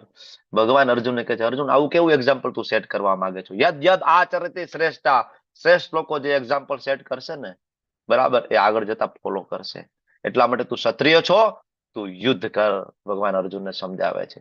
એટલા માટે આપણે પણ વિચારવું પડે કે હું ભગવદ્ ગીતા વાંચીશ તો મારો દીકરો ભગવદ્ ગીતા વાંચશે, હું માળા કરીશ તો મારો દીકરો ભગવદ્ ગીતા માળા કરશે, હું આખો દિવસ મોબાઈલમાં રીલ્સ જોઈશ તો મારો છોકરો રીલ્સ જોવાનો છે, તમારા બાળકો રીલ્સ જોવાના છે. યદ યદ આચરતે શ્રેષ્ઠા, માતા પિતા એના બાળક માટે શ્રેષ્ઠ છે. માતા પિતા બેસ્ટ એક્ઝામ્પલ છે ને. બાળકને ગમે એટલું તમે કહેશો મોબાઈલ ના જોવે, મોબાઈલ ના જોવે, પણ આપણે આખો દિવસ રીલ્સ જોઈએ છીએ. ટીવી ના જોવે, ટીવી ના જોવે, પણ આપણે ટીવી સિરિયલમાં આપણે આખો દિવસ મશગુલ છીએ. તો બાળક છે, તમે કહેશો એ નહીં કરે, તમે જે કરશો એ કરશે. બરાબર. આ બહુ જ મહત્વનું છે. યદ યદ. તમારા રોલ મોડેલ કોણ છે? તમે ફિલ્મ સ્ટાર ને માનો છો, ક્રિકેટર ને માનો છો, બરાબર, તો તમારું બાળક એને જ માનશે, એને કોપી કરશે. તમારા રોલ મોડેલ છે ભગવાનના શુદ્ધ ભક્તો હોય, તમારા રોલ મોડેલ 12 મહાજનો, ભગવાન શિવજી હોય, હનુમાનજી મહારાજ હોય, તમારા બાળકના રોલ મોડેલ પણ એ રહેશે ને, એ પ્રમાણે કરશે ને. યદ યદ આચરતે શ્રેષ્ઠા. ભગવાન કહે છે, અર્જુન તને જનક રાજાનું એક્ઝામ્પલ આપ્યું, તું ના સમજી શક્યો હોય ને, તો હું તને સમજાવું કે અર્જુન, હું સ્વયં જયારે આ જગતમાં આવું છું ને, ત્યારે હું પણ કર્મ કરું છું. નમે પાર્થાસ્તિ કર્તવ્યમ ત્રિષુ લોકે કિંચન. મારે કોઈ આ જગતમાં આવીને કર્મ કરવાની જરૂર જ નથી, ભગવાન કે, કારણ કે હું ત્રણેય લોકનો અધિપતિ છું. મારે કર્મ કરવાની શું જરૂર છે? છતાં પણ હું આવું છું. હું પણ ગુરુ ધારણ કરું છું, દીક્ષા લઉં છું, કર્મ કરું છું. મારે કઈ મેળવવું પણ નથી. અનંત કોટી બ્રહ્માંડ નું સ્વામી છું. મારે આવીને કામ કરવાની શું જરૂર? હું શું કામ ગૌચારણ માટે જાઉં? હું શું કામ ગાયો ચરાવવા માટે જાઉં? હું શું કામ રાજપાટ કરું? હું શું કામ વનવાસ 14 વર્ષનો ભોગવું રામચંદ્રજી તરીકે? વાય? બરાબર. મારી ક્યાં જરૂરિયાત છે? છતાં હું કરું છું. કારણ કે હું નહીં કરું તો પાછળના બધા પણ નહીં કરે. બરાબર. આ બધું સમજ્યા પછી અર્જુન કે છે, ના પ્રભુ બરાબર છે, કર્મ તો કરીશું. બરાબર. ભગવદ્ ગીતા સમજવામાં બહુ આનંદ આવે, બધી મજા આવે, પણ ભગવાન છતાં થાય તો એવું કે આ બધું થોડા દિવસ યાદ રહે ને પાછું ભૂલાઈ જાય ને પાછા પાપ કર્મ થઈ જાય છે. થાય ને આવું? બરાબર. ભગવદ્ ગીતાના ક્લાસ ચાલુ હોય ત્યાં સુધી વાંધો નથી, ક્લાસ બંધ થઈ જાય, વચ્ચેના બ્રેકની અંદર ભગવદ્ ગીતા ભગવાન કૃષ્ણ ભૂલાઈ જાય, તો પાપ કર્મ ના કરવા હોય તો થઈ જાય. તો અર્જુન પૂછે છે, કોણ કરાવે છે આ? બળજબરીથી પાપ કરાવે કોણ? ત્યારે ભગવાન જવાબ આપે છે, કામ એશ ક્રોધ એશ રજોગુણ સમુદ્ભવ મહાસનો મહાપાપમાં વિદ્યન મેહ વેરન. ભગવાન કે છે, આનો સૌથી મોટો દુશ્મન છે ને, રજોગુણમાંથી ઉત્પન્ન થયેલો કામ છે. ગઈકાલે આપણે વાત કરી હતી, જ્યાં તો વિષયાન પુંસ. કામ ક્રોધનું રૂપ ધારણ કરે અને એના કારણે બધા જ પાપ કારણ થાય છે. અચ્છા, તો કામ છે ભગવાન કેટલો હોય છે બધાની અંદર? તો ભગવાન કે જેવી જેની ચેતના, જેવી રીતના અગ્નિ ધુમાડાથી, દર્પણ ધૂળથી ને ભ્રૂણ ગર્ભાશયથી. કોઈની ચેતના છે મનુષ્ય સમાન હોય, થોડું ફૂંક મારો તો એનું કામ છે નીકળી જાય, ભગવાનનો ભક્ત બની જાય. કોઈ દર્પણ ધૂળથી, પ્રાણી જેવી ચેતના હોય. વારંવાર ભગવદ્ ગીતા એને સમજાવો, ભાગવતમ આપો, ભગવદ્ ગીતા આપો, થોડી વાર લાગે. કોઈની ચેતના ભ્રૂણ ગર્ભાશયથી, 9 મહિના પહેલા માતાના ગર્ભમાંથી બાળક બહાર ના આવે. એમ અમુક લોકોના એવા કર્મ હોય, ગમે એટલો પ્રચાર કરો તો પણ ભગવાનના ભક્ત ના બને. બહુ જ સમય લઈ લે. જેની જેટલી ચેતના, જેમાં કામ વધારે, એટલો ભગવાન પાસે એ મોડો જશે. બરાબર. અચ્છા, તો ભગવાન ક્યાં રહે છે? આ અર્જુન આગળ પ્રશ્ન પૂછશે કે આ કામ ઉપર વિજય તો મેળવવો છે, મોટો દુશ્મન છે, ક્યાં રહે છે? ભગવાન કે છે, કામ છે તો કોઈ દી શાંત નહીં થાય. જેમ અગ્નિ છે સતત બળતો રહે, એમ કામ પણ બળતો રહે. તો ક્યાં રહે છે ભગવાન? સરનામું આપો. તો કે ઇન્દ્રિય, મન અને બુદ્ધિ. આ એના સરનામા છે. જો તમારે ટાર્ગેટ કરવું હોય કામને, તો ક્યાં રહે છે? ઇન્દ્રિય, મન અને બુદ્ધિ. અને વાસ્તવિક જ્ઞાનને ઢાંકી દે છે. તો ભગવાન ઇન્દ્રિય, મન અને બુદ્ધિ આ બધાને ટાર્ગેટ કરવાના છે. બરાબર. ભગવાન કે ના, શરૂઆત ઇન્દ્રિયથી કરો. એટલા માટે આપણે ભક્તિ કરીએ તો ઇન્દ્રિયથી શરૂઆત કરીએ. મોઢેથી ભગવાનનું નામ લઈએ, કાનથી ભગવાનનું નામ સ્મરણ કરીએ, આંખથી ભગવાનના શ્રી વિગ્રહના દર્શન કરીએ, હાથથી ભગવાનની સેવા કરીએ છીએ, જીભથી આપણે પ્રસાદ લઈએ છીએ. બરાબર. ઇન્દ્રિયથી શરૂઆત કરીએ. અને આ મહાન પ્રતીક જે કામ છે, બરાબર, એનો આપણે વિનાશ કરવાની કોશિશ કરીએ છીએ. એટલે ભગવાન આગળ કહે છે, અર્જુન પૂછે છે ભગવાન આમાં સર્વોચ્ચ કોણ છે, ખરા અર્થમાં કોને ટાર્ગેટ કરવો જોઈએ? ભગવાન કહે છે જો કર્મેન્દ્રિય છે જળ શરીર કરતા ઉપર આવે છે, શરીર કરતા ઇન્દ્રિય ઉપર, ઇન્દ્રિય કરતા મન ઉપર, મન કરતા બુદ્ધિ ઉપર, અને બુદ્ધિ કરતા આત્મા ઉપર. કોઈ વ્યક્તિ જો આત્માને ડાયરેક્ટ ટાર્ગેટ કરે તો નીચેના બધા ઓટોમેટિક કંટ્રોલમાં આવી જાય. જેમ કે અત્યારે આપણો જે કંટ્રોલ, આપણો જે કોન્ટેક્ટ આત્મા સાથે છે ને, આપણે એવું માનતા જ નથી કે આપણે આત્મા છીએ. એટલા માટે આપણે શરીર માટે ઘણું બધું કરીએ છીએ. આપણે પાર્લરમાં જાય છે શેના માટે? શરીર માટે. છોકરાઓ બધા જીમમાં જાય છે શેના માટે? શરીર માટે. હોટેલમાં જાય, ફરવા જાય શેના માટે? શરીર માટે. આત્મા માટે આપણે કઈ કરતા નથી, કારણ કે આપણે એવું માનતા જ નથી કે આપણે આત્મા છીએ. જે દિવસે આત્મા છે એવું માનવા મળશું ને આત્માને ખોરાક એનો મળશે, આત્માનો ખોરાક છે ભગવાનના પવિત્ર નામનો જપ, ત્યારે આત્મા છે એના હાથમાં કંટ્રોલ લેશે. અત્યારે આપણો કંટ્રોલ ઇન્દ્રિયોના હાથમાં છે, આપણો કંટ્રોલ મનના હાથમાં છે. અડધી રાત્રે જયારે જીભ બરાબર એમ કે છે કે ભાઈ મંચુરિયન ખાવા જવું છે રાત્રે 12 વાગે, મન કે છે કે હા હા બહુ મજા આવી હતી, લાસ્ટ ટાઈમ ખાધું હતું બહુ મજા આવી હતી મંચુરિયન, તો બુદ્ધિ શું કે છે? આ બરાબર છે, મને ખબર છે કઈ હોટલ રાત્રે 12 વાગે ખુલી હોય, હું વ્યવસ્થા કરીશ. આ બુદ્ધિનું કામ છે. જો આજે ત્રણેયની મિલીભગત ચાલે છે, બુદ્ધિ, મન અને ઇન્દ્રિય. આની મિલીભગત ચાલે છે. બરાબર, બુદ્ધિ તરત વ્યવસ્થામાં લાગી જશે અને લઈ જશે. બરાબર, કારણ કે બુદ્ધિ છે એ ભૌતિક છે, પણ જયારે આ બુદ્ધિ ભગવાનમાં લાગશે, મૈયા વેશે મનોયમ, મયી બુદ્ધિ નિવેશય, જયારે બુદ્ધિ ભગવદ ગીતા વાંચવામાં લાગશે ને ત્યારે બુદ્ધિ આધ્યાત્મિક બનશે. જેવી બુદ્ધિ આધ્યાત્મિક બનશે અને હવે જયારે રાત્રે જીભના ચટાકા યાદ આવશે, અડધી રાત્રે 12 વાગે પંજાબી જમવા જવું છે, મન કહેશે હા હા લાસ્ટ ટાઈમ બહુ મજા આવી હતી, ત્યારે બુદ્ધિ કહેશે ઓ ભાઈ ઓ અડધી રાત્રે ના હોય, કારણ કે હવે બુદ્ધિ આધ્યાત્મિક છે. હવે બુદ્ધિએ ભગવદ ગીતા વાંચી છે, હવે એને 18મો અધ્યાય ખબર છે, અને આત્મા કંટ્રોલમાં, આત્મા જે છે એને ભગવાનનું નામ મળ્યું છે, સંપૂર્ણ કંટ્રોલ આત્મા લઈ લેશે. બરાબર, તો આવી રીતના ભગવાન ટાર્ગેટ કરવાનું બંને બાજુથી કહે છે. આત્માને ભગવાનના નામનો જપ આપો, બરાબર, અને ઇન્દ્રિયોને, બરાબર, બધી જ ઇન્દ્રિયોને આંખથી ભગવાનના શ્રી વિગ્રહ, નાકથી ભગવાનને ચડાવેલા તુલસી પત્રોની સુગંધ, પુષ્પોની સુગંધ આપો, કાનથી ભગવાનના પવિત્ર નામ સાંભળો, કથા કીર્તન સાંભળો. બરાબર, બધા જ જેટલા પણ અવયવો છે, જે ઇન્દ્રિયો છે, 5 જ્ઞાનેન્દ્રિય છે, ભગવાનની સેવામાં લગાડીએ. બરાબર, તો આપણે સવારથી લઈને રાત સુધી કર્મ કરતા કરતા ભગવાનને યાદ કરી શકીશું. આ અધ્યાય જે બીજ શ્લોક જ એ છે, યજ્ઞ અર્થાત કર્મણો અન્યત્ર. કેવી રીતના સેન્ટરમાં કૃષ્ણને રાખીને કર્મ કરવા. તમને ઘણા બધા પ્રશ્ન મનમાં હશે કે સવારે આપણે કર્મ કરતા હોય, ઘરમાં ઝાડુ વાળવું, એમાં કૃષ્ણને કેમ સેન્ટરમાં મૂકવા? પણ આ બધાની અંદર રાત્રે શું, કેવી રીતના કૃષ્ણને સેન્ટરમાં મૂકવા, પ્રેક્ટિસનો વિષય છે. જે લોકો સવારે મંગલા આરતીમાં ઉઠતા હોય ને 3:30 વાગે, એ રાત્રે સુવે જ ભગવાન માટે. શું કામ સુવાનું છે? તો કે મારે વહેલું ઉઠવું છે, ઠાકોરજીની સેવા માટે ઉઠવું છે. તો એનું શું, એ પણ ભક્તિ છે. અત્યાર સુધી આપણા ઘરે રસોઈ બનતી હતી કોના માટે? આપણા માટે. જ્યારે તમે વૈષ્ણવ બની જશો ત્યારે તમારા ઘરમાં રસોઈ બનશે તમારા માટે નહીં, તમારા ઘરમાં રહેલા ઠાકોરજી માટે. તમારા મનમાં પ્રશ્ન થશે કે મારા કૃષ્ણને શું ભાવે છે. તમે એની રિસર્ચ કરશો કે કૃષ્ણનું ફેવરિટ મેનુ શું છે, એને શું ભાવે છે. બરાબર, જ્યારે દૂધ ભગવાનને ભોગ લગાડશો તમે એને અડશો, ગરમ તો નથી ને, ઠાકોરજીને ગરમ તો નહીં લાગે ને, કારણ કે ભગવાન સાક્ષાત ગ્રહણ કરે છે. વિષ્ણુ પુરાણની અંદર પણ લાંબો સંવાદ છે વિષ્ણુજી અને લક્ષ્મીજી વચ્ચે, ભગવાન સાક્ષાત ગ્રહણ કરે છે. તો આ 1-2 એક્ઝામ્પલ આપ્યા છે. ઘરની સફાઈ શું કામ રાખવાની? કારણ કે ઘર મારા ઠાકોરજીનું છે, કૃષ્ણનું છે, મારે સાફ રાખવું જોઈએ. હું તો દાસ છું, આઈ એમ સર્વન્ટ. આજે પણ અયોધ્યામાં જાઓ, વૃંદાવનમાં જાઓ, આપણે બધા એમ કે બરાબર, આપણે કોઈ પૂછે તમારા ઘરમાં ભગવાન છે, આપણે એમ કે હા અમારા ઘરમાં ભગવાન છે. જયારે અયોધ્યામાં, વૃંદાવનમાં જઈને કોઈને પૂછો તમારા ઘરમાં ભગવાન છે, એ જવાબ ઊંધો આપશે, અમારા ઘરમાં ભગવાન નથી, ભગવાનનું ઘર છે ને એમાં અમે રહીએ છીએ.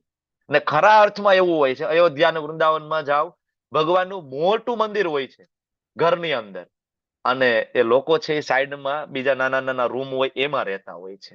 મેઇન જે સેન્ટર પોર્શન છે એ ભગવાનનો હોય છે.